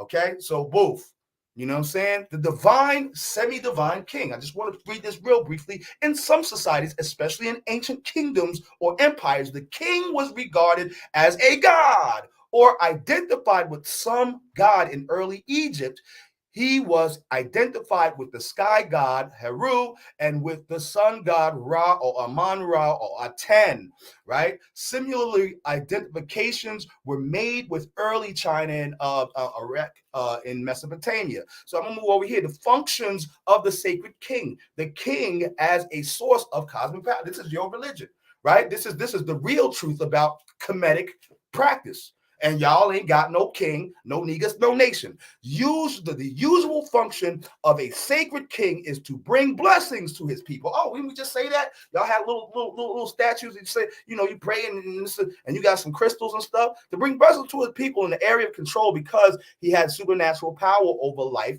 and the welfare of the child. Supernatural powers, okay? The chief or king is believed to be to influence the fertility and soil, cattle, humans being, but the mostly the coming of the rain. He had the power over the forces of nature, where rain is virtually necessary for the welfare and continuity of a people. The king can be described primarily in terms by this special function. Let's go down here. The function of the king is bringer of good fortune. And it's especially prevalent in Africa, just in general, but is also, that's Egypt too, also been observed in Polynesia, Scandinavia, ancient Greece, etc., etc. So, according to Egyptian lore, the king was also a part of the belief that the divine one being, the divine creator, is manifest not just into the Neteru, in the Neteru. Okay. It's manifest. All right. I mean, okay, I did. Yeah, go ahead and wrap it up, bro. I did give him action in the first round to wrap up his little bit. Go ahead and wrap it up, Johnny. Just don't be too long. Whatever you was reading. Are you good with your smushing that thing right there? That's fire. I ain't gonna start. That's fire right there. I should have had something like that to combat that right there. I got so many questions. Hold up. No. Wait. So no, I was talking about that photo. That's a smushinator. Yeah. I know it's funny. That's why I said I got so many questions. All right. So in this right here, okay, it's only 1:58. Okay, so we'll let everybody ask them questions. Then we're gonna let them put each other on the hot seat for 5 minutes apiece. And then we'll go to the audience to vote. And then also we'll put up a poll for 72 hours, and that's up to you two debaters to promote your debate and get your people to vote for you, like you're running for president. That's all I can tell you. At the end of 72 hours, hey. Whoever win the poll vote, they get a certificate. Whoever win this live poll vote, they get a certificate. That's how I'm doing it right there. All right. So, Takora, you got any questions? Go ahead, bro. Yeah, I got one for Cephas Black. You gotta When hit, you was you gotta hit both of them, or it ain't gonna be fun. I'm starting off with Cephas Okay, Black yeah. first, since he All went right. first. Okay. When Aphrodisiac was talking, I noticed that he didn't quote no primary sources on what he was saying. Is there any primary source like can I find these what he was saying in a coffin text, a pyramid text, the pyramid Heru, Book of the Dead, etc.? Where can I find these stuff that he was talking about in these breakdowns? Well, he's a scholar himself. He writes books himself, explaining these type of things of what he was just explaining with. So I don't know no other source that helped you to explain myself on that. The other one would be Walter Williams on how he don't agree with none of them being gods or anything like that. He don't associate himself with the Rosetta Stone or anything like that.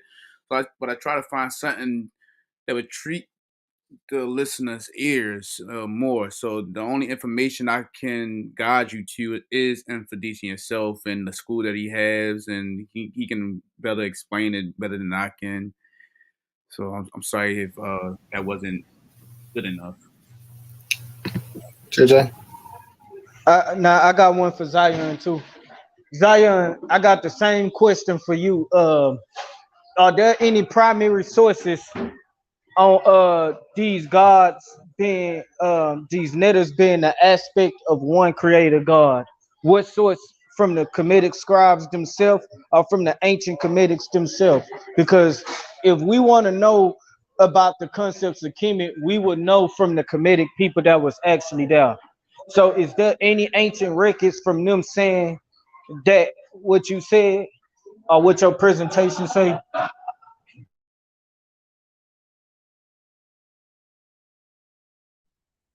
Brother Zion, unmute your mic. Yeah, I'm here. Yeah, so let me come back on screen here.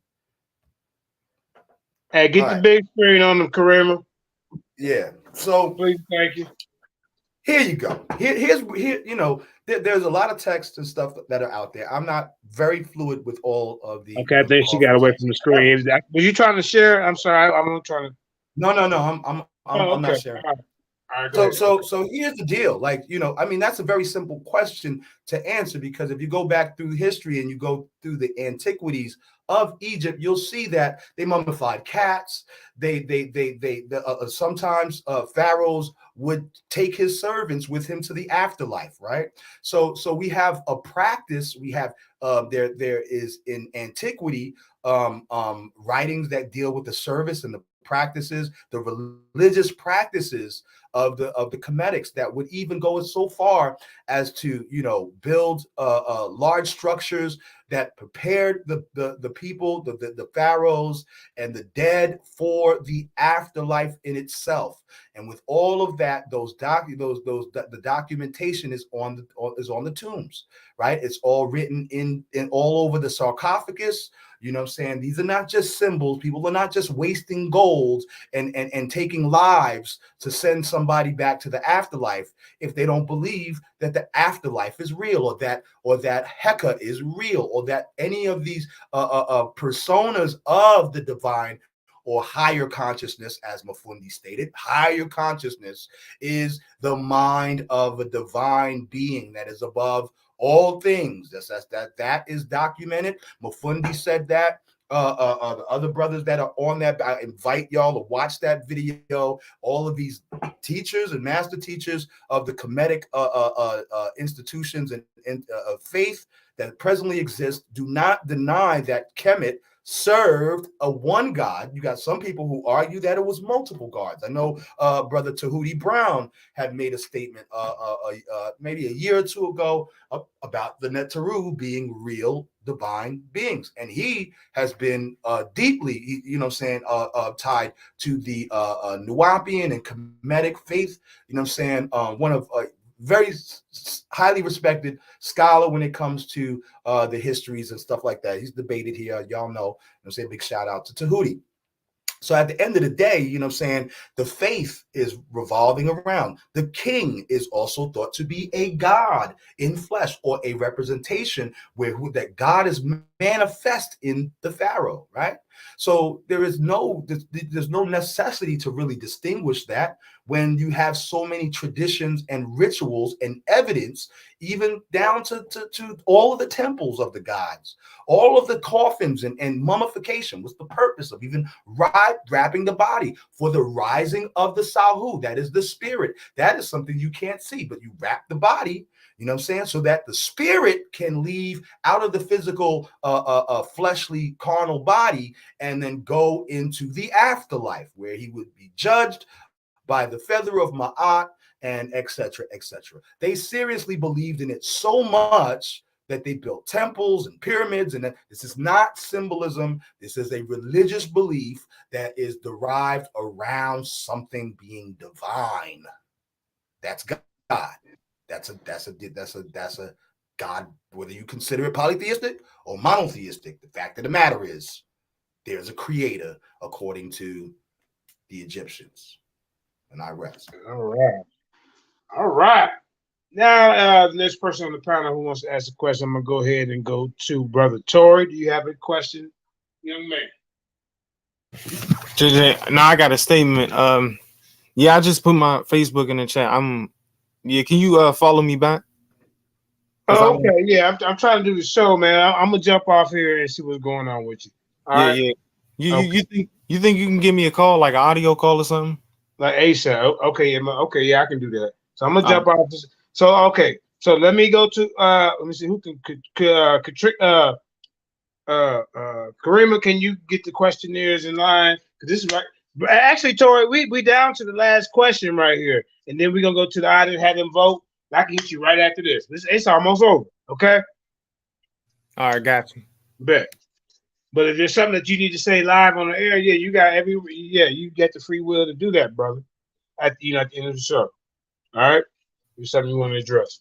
Okay. So let's go ahead and go over to my brother Daquan, the line. Is Yasha the line? Yashar the line. Do you have any questions for either one of these brothers? You know, it's funny, man. The last brother, he took my questions from me, man. I was gonna ask both of them, actually, honestly, they're almost the same question. I was kind of wondering why the brother was going to use YouTube Sinetta, Studios video for scholarship versus just going to a direct source. So he kind of asked him that, and he answered the best way he could. And then Zion just explained himself, so they pretty much answered my question already. Okay, cool. All right, cool. Let's keep it flowing and going. All right, Eric Mad Scientist, it is on you. Okay, Zion, I have a question. Okay, you say Kemet had the religion, and how they teach us that this was one of the oldest civilizations recorded. So when they try to say, some people say that our religions come from Kemet and is based off of Kemet type of religion. What do you think about that? Do you think so let's say an Israelite religion is based off of Kemet, like some teach? No, I have to object to that. See, it's not solely Kemet. Kush was an empire, Nubia, all of the traditions that we know that are relevant to modern day, even modern day or ancient Christianity, Judaism, and the Kemeticism are Nile Valley traditions, meaning that the Egyptians had their own way of viewing things. However, they were highly influenced by the earlier cultures that were closer to the base of the Blue Nile. Understanding biogeography and understanding transmigration, the movement of people always followed the water. So if the earliest civilizations and cultures that existed at the base of the Blue Nile, they began to transmigrate upward into Egypt. So Egyptians have a lot of things. For instance, the pyramids are replicas. Well, there are larger. Well, it's not larger, but there are the pyramid practice goes all the way back to Sudan, where there are literally more pyramids there than there are in Egypt. Okay, so the Sudan is where we got Nubia and Kush. Kush is between the bottom of Egypt and encompasses Sudan, and going back even further, the Ethiopian people who dwelled at the bottom, the base of the Blue Nile, had traditions and cultures, and these things influenced all of them. This is why there is a history, because the biogeography, people who live close together are going to share commonalities, not only in just features, but in cultural ideals and identities, right? So nationalism, the religious practices, the sacrifices, having high priests, having a god king or divine ruler, that is all Nile Valley traditions that predate Egypt, right? And then going into the Judaism, which honors the king of. Turn your camera on, family. Turn your camera on. Okay, my bad. Yeah. So even with Israel, not acknowledges the king who is set by the divine authority of the Most High Yah. So we see that there are similarities in practice. However, there are different ideologies, right? So some of the early Neteru were actually found in Sudan and in the Kush area. However, this was predating some of the other Neters that came. Even Ma'at was basically a later concept. The way they designed Ma'at and painted Ma'at, that was different from how the original Kushites and Nubians and stuff practiced. So life, religion, and things evolve, people grow, things begin to change. The difference between 1970s Kemeticism and the first century BCE is huge, right? So they believe that this and that, just that wasn't real. We ain't gonna sit here and mummify you when you die, if you really believe, you might as well, you know what I'm saying, have somebody with a hanger and let them pull your brains out through your nose and wrap you up for the rising of the Sahu. See? All right. Boy, they're telling both of these guys bringing it in the den. God mine. The link is in the chat. I don't know if you was here at the beginning, but this is an interactive debate where I don't know if you've seen the whole debate, but after every round, it had 3 topics in this debate. And after every round, the people on the panel could interact and ask each debater a question. So if you want to come on and maybe get some clarity or ask a question, I see your question in the audience. You're more than welcome to jump on. While we go to the next person, you can come on. Anybody else can. Before these brothers get into putting each other in the hot seat for 5 minutes apiece. All right?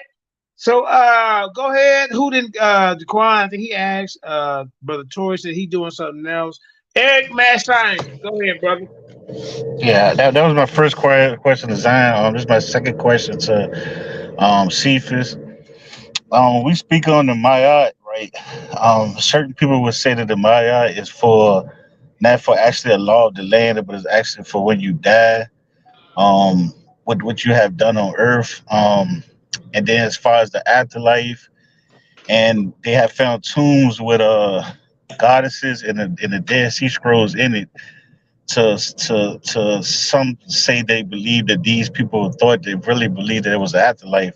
So if you don't believe, as far as that is religious, what would you basically call it?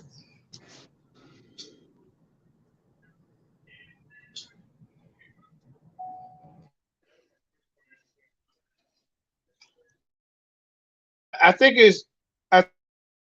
He got to unmute his mic. I'm sorry. Can you explain that one more time? I'm trying to fully grasp that. Okay. Like when we talk about like the Maya, and they talk about like the how they believe after death you will be judged and stuff like that. I understand that you were saying like we say religious is basically believing in stuff that we know we can't prove. So as far as I know, you say it's not religious. So what would you call it? And can you just explain to the people why it wouldn't be considered religious? Well, I wouldn't subscribe myself with that because that would put you in the same category as belief. Just like as my teacher Walter Williams say in his books, both of his books, in the historical origin of Christianity, historical origin of Islam. There's some things you just will never know. You know, so some things out there you just won't never know. And the reason why I say that too is because of the person who deciphered the Dead Sea Scrolls, the Rosetta Stone, is the French man, European man who had deciphered all that. And anyone else who continue on to decipher that is still going on the same mindset and traditions of the Frenchman. He has set the boundary of the storylines, basically. You know, so that's why I don't want to associate myself with that, because, you know, we still falling in a same system of mythology and believe in something that we do not understand. Okay, so let me get it. So basically what you're saying is because you have understanding they didn't decipher the Rosetta Stone. So as far as the Maya and all the stuff that goes with it, you don't really believe that it's 100% true because you don't know what they decipher right or not. That's basically what you're saying. Right. See. Okay. Yes, and then like the things I agree with is like the morals of it, the good morals of it of Mayat. Even Walter Williams would agree on it. It's for Mayat. It's for harmony, peace, and harmony. So anyone, we was the first civilized people in the world, you know, and them attributes are something that any person with common sense would know that it's civilized and is with harmony with being a good neighbor around, to have a good neighbor, basically. Hope that answers your question. Yeah. Thank y'all for answering the question again, and I just want to say, man, thank y'all brothers for being humble. And this is really a debate right here. This is how y'all came with the information. With no bashing, it was straight information. Presenting yourself well, and thank y'all for that, because this is people that out here want to learn like me and might learn some new stuff that's listening. So I appreciate y'all. Thank you, brother. Yeah, man, that's a fact. That's a fact, man. And what we taking it to a whole nother level, man. Look, you see how the format of this going. Everybody's interacting. I like that. The audience is gonna be able to interact when they get to vote at the end of this. And then also, like I told y'all, we're gonna put a poll up in the Lions Den headquarters. Subscribe to that on Facebook. You'll be able to vote and interact on that. We'll put it in all the Lions Den group, and then we'll count the votes up, make sure nobody voted twice, nothing like that. But I want the people to interact and vote. I know I told y'all because it was Sunday that the audience wouldn't be as big. So it's up to you two guys. Actually, I think we'll just leave it in the Lions Den headquarters with the poll, and it's up to you two guys to get your people to subscribe to the channel. There's already gonna be people that's voting that's already there, but you two, you got 72 hours to get your people to vote for you. You see what I'm saying? Because y'all got to interact and promote and help the league out in that type of way as well. Not only you are helping with your debates, but I'm talking about just we got to take it up to a whole nother level. Just like yesterday with the Lions Den discussion genre. You know, our current champion is Apostle Zaquan. He is 3-0 on his title defense, the Lions Den discussion championship title. So for people who don't like to debate, you know, we have a discussion league. You can get into that. Apostle is waiting for his next competitor. He is a fighting champion. The brother was crowned champion, 2.5 to 3 weeks ago, and he's already had three discussions. You know, so shout out to Apostle, man, and everybody else. You still doing the last round? You still doing the last round? 5 minutes apiece question with them two, right? Yes, sir. We're gonna go ahead. No, they're gonna go ahead. Do y'all want to put each other in the hot seat for 5 minutes, or y'all just want 3 questions apiece? It's up to them. Yeah, unmute your mic, brothers. I can just do 3 questions apiece. Really. Okay, you ask 1 question apiece on each topic. Okay, go ahead, Stephen. Start off with your first question, Design. My first question to my brother Zion: is it true that the Italians freed 420,000 slaves when they invaded Ethiopia? You are misunderstanding the circumstance. Number one, there were they spread mustard gas all over Ethiopia, killing and destroying the topsoil and thousands and thousands of lives. Right? Didn't matter who it was or what tribe it was. If you assume that Mussolini, Benito Mussolini, who is under the authority of Adolf Hitler, did not go there slaying and killing up people, you're sadly misinformed. We know the nature of the beast. Yeah. So Mussolini was absolutely one of the most unrighteous people that you could. He didn't have no interest in freeing Africa. In fact, if you watch some of the you go to some of the propaganda, they made all the Africans in their cartoons and in their drawings to support the war, their advancements on Ethiopia. They painted them with bones and stuff in their nose, barefooted spear chuckers. Okay, so the brother, to say that Italy had positive is to be reading their propaganda and drinking the flavor aid. We don't want to drink the flavor aid in here, right? We want to keep it 100. You don't destroy a whole person's country to free 400 some odd slaves. That's absolutely absurd and ridiculous.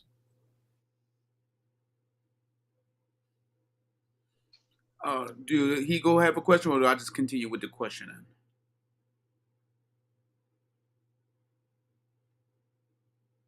Okay, so my second question would be, is it true that following rituals can help a person, not help a person, can label a person with OCD?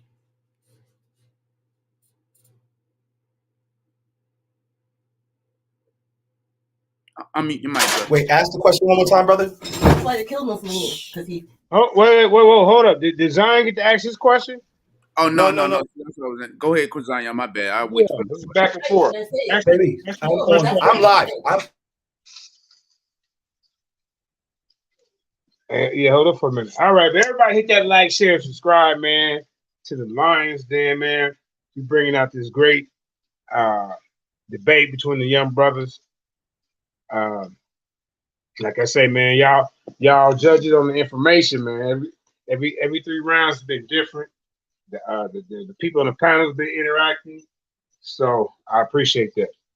Brother Zion, whenever you're ready. If not, I can continue to keep talking. You good? All right, yeah. All right, I'll meet you, Mike. So my question for Cephas Black is, did the Kemetics practice sacrifice? Did they practice magic? Did the Kemetics? No.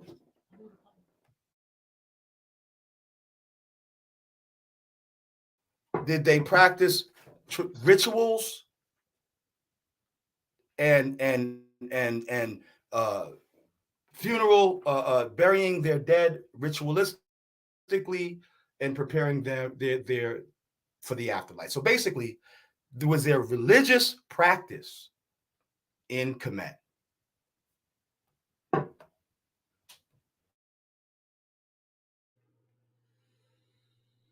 From my knowledge over the years and from the scholars that I study under, I'm gonna have to say no. And the reason why I say no, because religion was created after it was invaded by the first Europeans in Egypt, which was the Greeks. 325 BC. I can agree with one thing what you're saying, but I'm not going to associate it with being over excessively practiced, which is the rituals. Yes, we had certain you can say rituals, but it wasn't to the point where if you don't do it 6 times a day, it's going to mess up your whole day.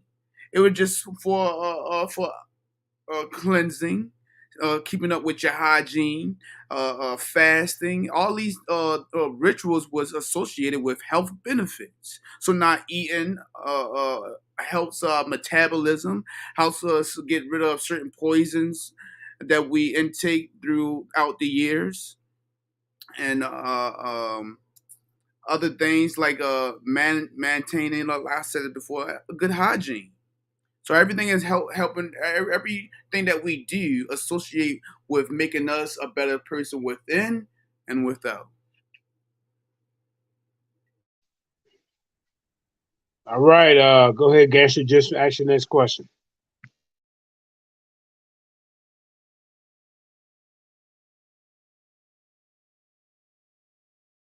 You got to unmute your mic, family. Sorry about that. The next question I have for you is: do you agree that Jerusalem syndrome can happen to anyone with no symptoms of mental health crisis, a history of mental health crisis? I do, when there are other mitigating factors that could, just like that was stated inside of your presentation. The guy, Robert Sapolsky, one of my favorites, Robert Sapolsky of Stanford University, literally stated that this, and it's called Messiah complex, honestly. So Jerusalem syndrome was because people would go to Israel, and when they would go into the hotels, they would start stealing the sheets off the bed and running through the streets. One of the reasons why in Israel they don't put white sheets on in the hotels and stuff anymore. So this could happen to somebody who has a religious, that's overzealous religious belief or unhealthy religious belief. It doesn't mean that every human being who has a religious ideology goes there and starts running down the street half naked, screaming, the kingdom of God is nigh. You know what I'm saying? It does not happen to every person, but it's a pretty big issue because there are fanatics and fanaticism, right? There are people who have wrong doctrines and ideologies that are warping the brain as opposed to shaping it for the better good, right? And I have brought that out in my PowerPoint, how there's a difference with certain kinds of religions, right? Certain religions would most primarily cause people to have good mental health practices and behaviors, while as it states in that PowerPoint, that slide, that there are some instances where religion, and specifically like fanaticism religion, could cause detriment to a person's mind, right? So it depends on the vector. Like I said, James 1 says it: show me a man who cannot bridle his tongue. That's teaching you how to control your mouth and control your thoughts and behave with some respect and social interactions with others. You know what I'm saying? But if a man cannot bridle his tongue, you show them a man who has a religion that is vain, right? So it's a vain religion. It's going to cause, you know what I'm saying, ill behavior. And that's just it. Not all religion is wicked or, you know what I'm saying, mind altering to the point where you're unhealthy. In fact, the lack of faith is called disillusionment. So that's a mental health. All right, Brother Zion, go ahead with your second question.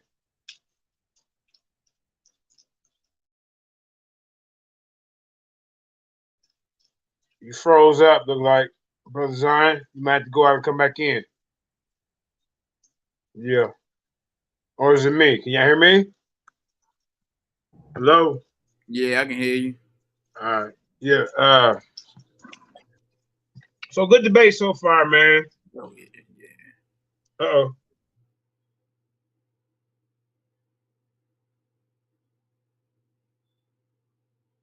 Great debate. He coming back. He unfroze now. You froze up on his brother Zion. Oh, you left. Okay. All right. Anybody else have any question? Well, I'll come back later with that. Great debate.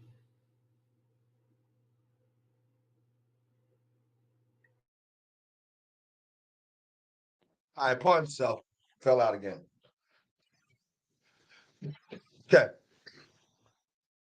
I don't remember, but I think I ended off pretty good, right? Yeah, it's the question. I think the next question is on you, Zan.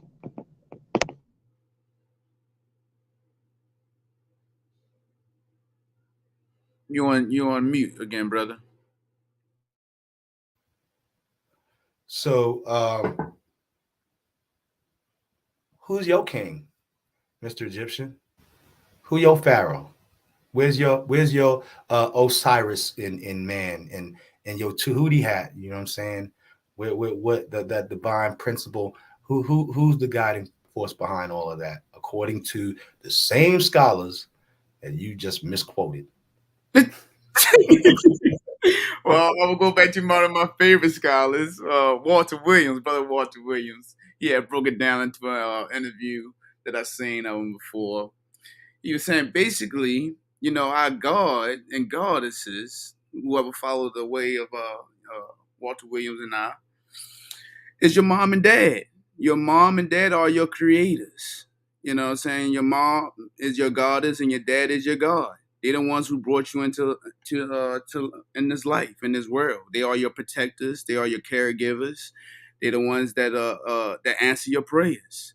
Even down to the religious folks. When you're little kids, you write down during Christmas time a little letter of what you want during Christmas. Who's gonna get that to you? Your God, your goddesses, your mom, your dad. They're the ones who read that letter, and they're the ones that go out here and give you everything that you need. If you fall and cut yourself on the ground, guess who's coming to protect you and heal that wound? Your God and goddesses, your mother and father.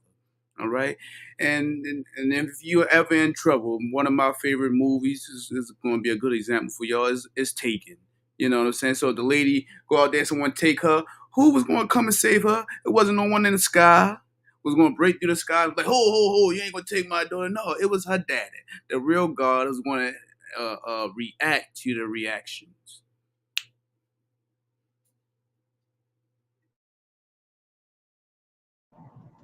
Okay, yeah, you don't have to pause. After you finish the answer, then you can ask your question, and then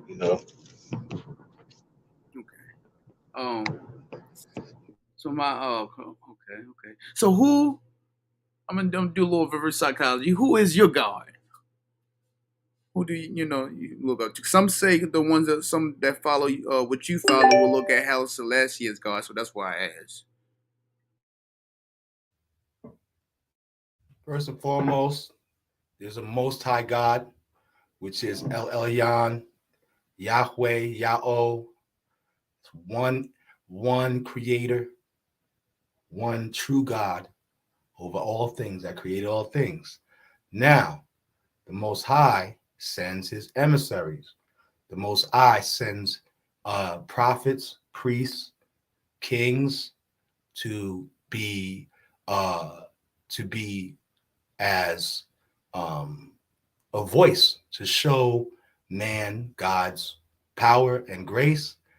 And that is not in the same context of somebody worshiping many gods, but through that one person or two people or who it is, right?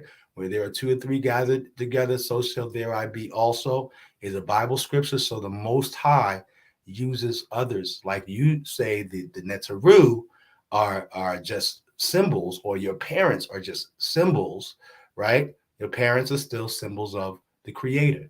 The Netzeru, just like all of those scholars said in that book, that they were manifestations of the one Creator. Your brother Mafundi said and called it the higher consciousness, right? So that's what it is.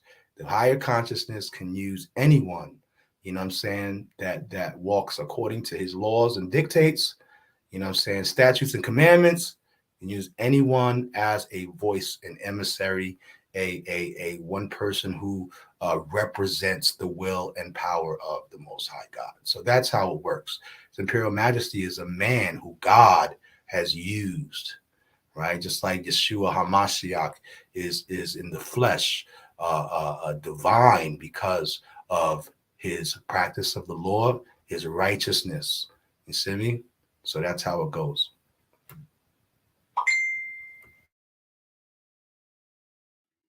I appreciate your answering, brother. This was an awesome debate. You know what I'm saying? Just had to say that for real. It's fire. Indeed, brother. I appreciate it too, man. Just good. All right. Is that all 3 questions? I think they got one more apiece. Yes, sir. I think I think that was 3. Yeah, that was 3. That was 3. All right. Oh wait, I everybody think in I the might. audience. Yeah, I'm good. Okay. Okay. All right, now everybody in the audience, all the people have been listening. Y'all go ahead and place your vote. 1 for Cephas, 2 for the brother, the Intercontinental Champion, Zion. And I know I told you he was competing with Sunday Night Football, but I appreciate everybody that did show up, you know. And then after that, we're gonna do a poll for these brothers for 3, it'll be on for 72 hours. And we'll put it up in the Lions Den. Both of these brothers, Lions Den headquarters, both of these brothers are members of that group. So you'll get your people to like, subscribe to that group, and or the people that's already in there to vote for you. That's how we do that. That sound fair? That's good. Zion? Yes, sir. Yes, sir. All right. So 2 for let me go ahead and vote right now in the audience. And while everybody doing that, I say subscribe, hit that like and share. And I appreciate everybody. This was a good debate, just like yesterday. So we're gonna keep that good information coming out. We are the Lions Den. You know what I'm saying? This is what we do. So let me see if the audience is interacting. If not,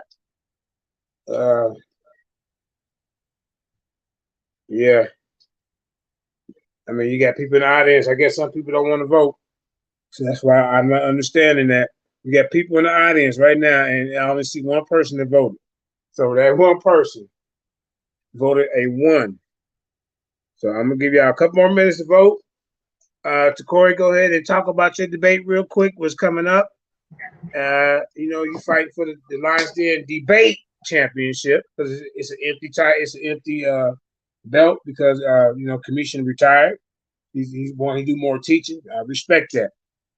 Go ahead, Corey, and then we're gonna take the audience here in 3 minutes. Yeah, I got a debate in 6 days with Ruben about the glyphs. And the topic is, do the glyphs have to have a person determinatives in the glyphs when dealing with a person? Me, I'm saying they don't have to have a person determinatives in it. And he's saying they do. So he's saying that the determinatives of a person is mandatory when the glyphs are talking about or meaning or reference or describing a person. So look forward to that debate. This is actually a money debate because we both put money, and it was a whole bunch of people in my crew that put money on me and people in his crew that put money on him. So yeah, this is gonna be a good debate, and it's gonna be a fire debate. You know what I'm saying? I don't know if I'm gonna be able to condense all my information in 2 15-minute rounds, but I'll try. But yeah, look forward to the debate. I thought it was 3 15-minute rounds. Y'all doing 2? Nah, he wanted 2 15-minute rounds, so I think I'll do 2 15-minute rounds. However y'all want. October 29th, 7 p.m. Central Time, 8 p.m. Eastern Time, and 5 p.m. Hold on, no, not 5 p.m. 6 p.m. Pacific Time. So yeah, check that debate out. Let me help you out, fam. 8 p.m. Eastern Time, 7 p.m. Central Time, 6 p.m. Mountain Time, and 5 p.m. Pacific Time out there in California. Okay, yeah. I don't be dealing with that type of time zones and stuff like that. But at 7 o'clock Central Time, 7 o'clock in Texas. Let's put it like that. 7 o'clock in Texas. That's why everybody start on the West Coast. We just go with the East Coast. 8 p.m. That's Eastern casual Time. Time audience. backwards. It's casual hour. But yeah, But man, yeah, I sure that's appreciate it. that. That's gonna be a good one, you and Ruben. You still talking to Corey? Go ahead. I know that's it. That's it. I don't want to hop the show. So in Virginia, what that's 8 o'clock, right? Yeah, yeah. You at the same time in New York, right? Yeah. Yeah. I didn't know 8 o'clock Texas. New I didn't York know. I time. didn't. Listen, 8 o'clock New York time. If you live in the Midwest, like Chicago, Chicago, Indiana. No, Indiana. I think Central Time is like Chicago. Mountain Time is like Colorado, and Pacific Time, because we only got 4 times in the United States, 4 time zones in the Yeah. United States. Pacific Time, like Pacific Ocean. Pacific Time, California. Okay. Yeah, because I think I said Central was Texas. That was because I think we got the same. I think I got the same time as Texas. That's what I was wondering. That's what kind of confused me. I don't know. I think Texas might have 2 time zones. It's so big. Yeah, it could be. Yeah, you're right about that. I ain't never think about that. But I mean, as long as I know for my time, I'm good. No, it's the same time zone. Texas. Okay. Yeah, it's the same time zone. All right. Yeah. Texas is Central Time zone, same as Illinois. Yep. Mhm. But Indiana, I think Indiana is sometime. I think they Eastern Time zone in Detroit. I mean, yeah, in Michigan. All right. Where's Zion? Did he fall off? Let's check out. I think he fell out, but let's see what the people in the audience. Can we see the votes? Can anybody look in there? Hey, which one got 1 and which one got 2? One was for Cephas, one was for Cephas, and 2 was for Zion. All right, I'm gonna go vote. Go count them up for me, family. Make sure nobody count twice. Great debate from both of these guys. Cephas, go ahead and get some closing statements while Corey do the votes. Like I say, you can always go back and check the Cephas. You can always go back and check the replay to make sure the votes counted up right? Yep. Yeah, man, this was an awesome debate. We want to appreciate everybody that was listening and came out to see everything like this. It's been a very hard time and dedication to try to make everything perfect and things like that. Every day in every debate that I do here on the lines, then I get better, you know. And Yeah. And it's for the betterment of myself also. You know, it helps me to be real better in communicating with my speech. You know, when I was in high school and in middle school, I had problems with what they call it, IEP, on how to read and things like that, pronunciating my words. But since I found the love of this channel right here, it gave me an opportunity to better myself and inspire young people that also had challenges like me with IEP, maybe dyslexia too, to always challenge yourselves and be better than you was yesterday. I'm Cephas Black, the gangster Egyptian, and I'm always gonna be doing this thing. Cephas, how do you know if you have dyslexia? I just wanted to know that. I just said that because I know I had IEP, like just meaning slower reading than others and stuff like that. Trying to pronunciate words and things like that. Sometimes you mix up words with the words in your head. So that's what I fight with here and there sometimes. And Okay, I tend to when I write, I tend to like think in my head while I'm writing, but when I go back and read, I be missing words. Like I'll put "the" there in my head, but when I go back and read, "the" don't be there. So I was just seeing if that has something to do with that. yeah, I know I've mixed up words together. I see them on paper, and in my mind, I know exactly what it says. And when I go and say it out loud, it don't come out as the same as in my mind. Exactly, yeah. Hey, Cephas, can I ask you a question? Yeah. You said something about your mind. Would that be because you had that? You said you call it dyslexia, right? Right. Did that come from religion? Because that would be like a mental disorder, a mind disorder. No, that didn't come from religion. That's just my learning ability. So I'm just slower than others. Did you hear what you just said? You should have blamed that on religion. No, I'm not going to blame that on religion. Everything is not the cause of religion, so I'm not going to put that in the same boat. You know, everyone still have their individual effects that's outside of religion, also. You know, so I'm not going to discourage that, discredit that actually. You know, with others. Yeah. Okay. So religion, everything in religion. There's other things that call mental health issues. Yeah. So basically, what I was saying is like, say for a person that's just joined Islam. Now, Islam requires a lot of things that's dealing with like OCD. Like you have to pray more. You have to pray 6 times, and if you don't pray 6 times a day, then you just didn't meet your quota. So that makes someone excessively religious and like want to maintain that quota and do anything as possible to maintain that, or they not feel acceptable in their religion. So that was just an example of what I was giving out on how religion can cause a person with no history or symptoms of schizophrenia or mild symptoms of schizophrenia, OCD, because we follow in the same routines that the leaders of religion that also had OCD has. If hopefully that came out right. So basically, if they got OCD and telling you to wash your hands 6 times, and that's going to be the right time, the right amount of time to do it, then you know you fall into the same category as they are without you even noticing it because you're trying to devote yourself to be religious. So you basically, so what you basically saying is all mental health issues is not caused by religion, but religion is a part of of health issues. I mean, of mental health. Right, and especially aware of your state of mind at that moment of time. Now, everyone, my state of mind is stronger than Hey, others. brother Terry, I ain't forgot about you. Did you want me to talk to you before the show is over with? 'Cause I can jump out real quick. We're waiting on Zion to come back and for Takori to count the votes. So I'm gonna jump out and call you real quick. Yes.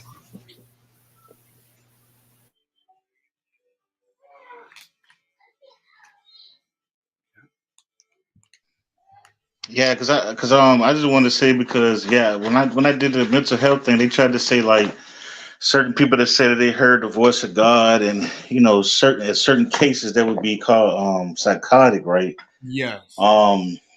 And I say my issue kind of with certain ones is like, right, let's say a serial killer, right? Let's say he goes out and kill women, right? And he's basing it off the Bible, saying that these women are Jezebels, they deserve to die.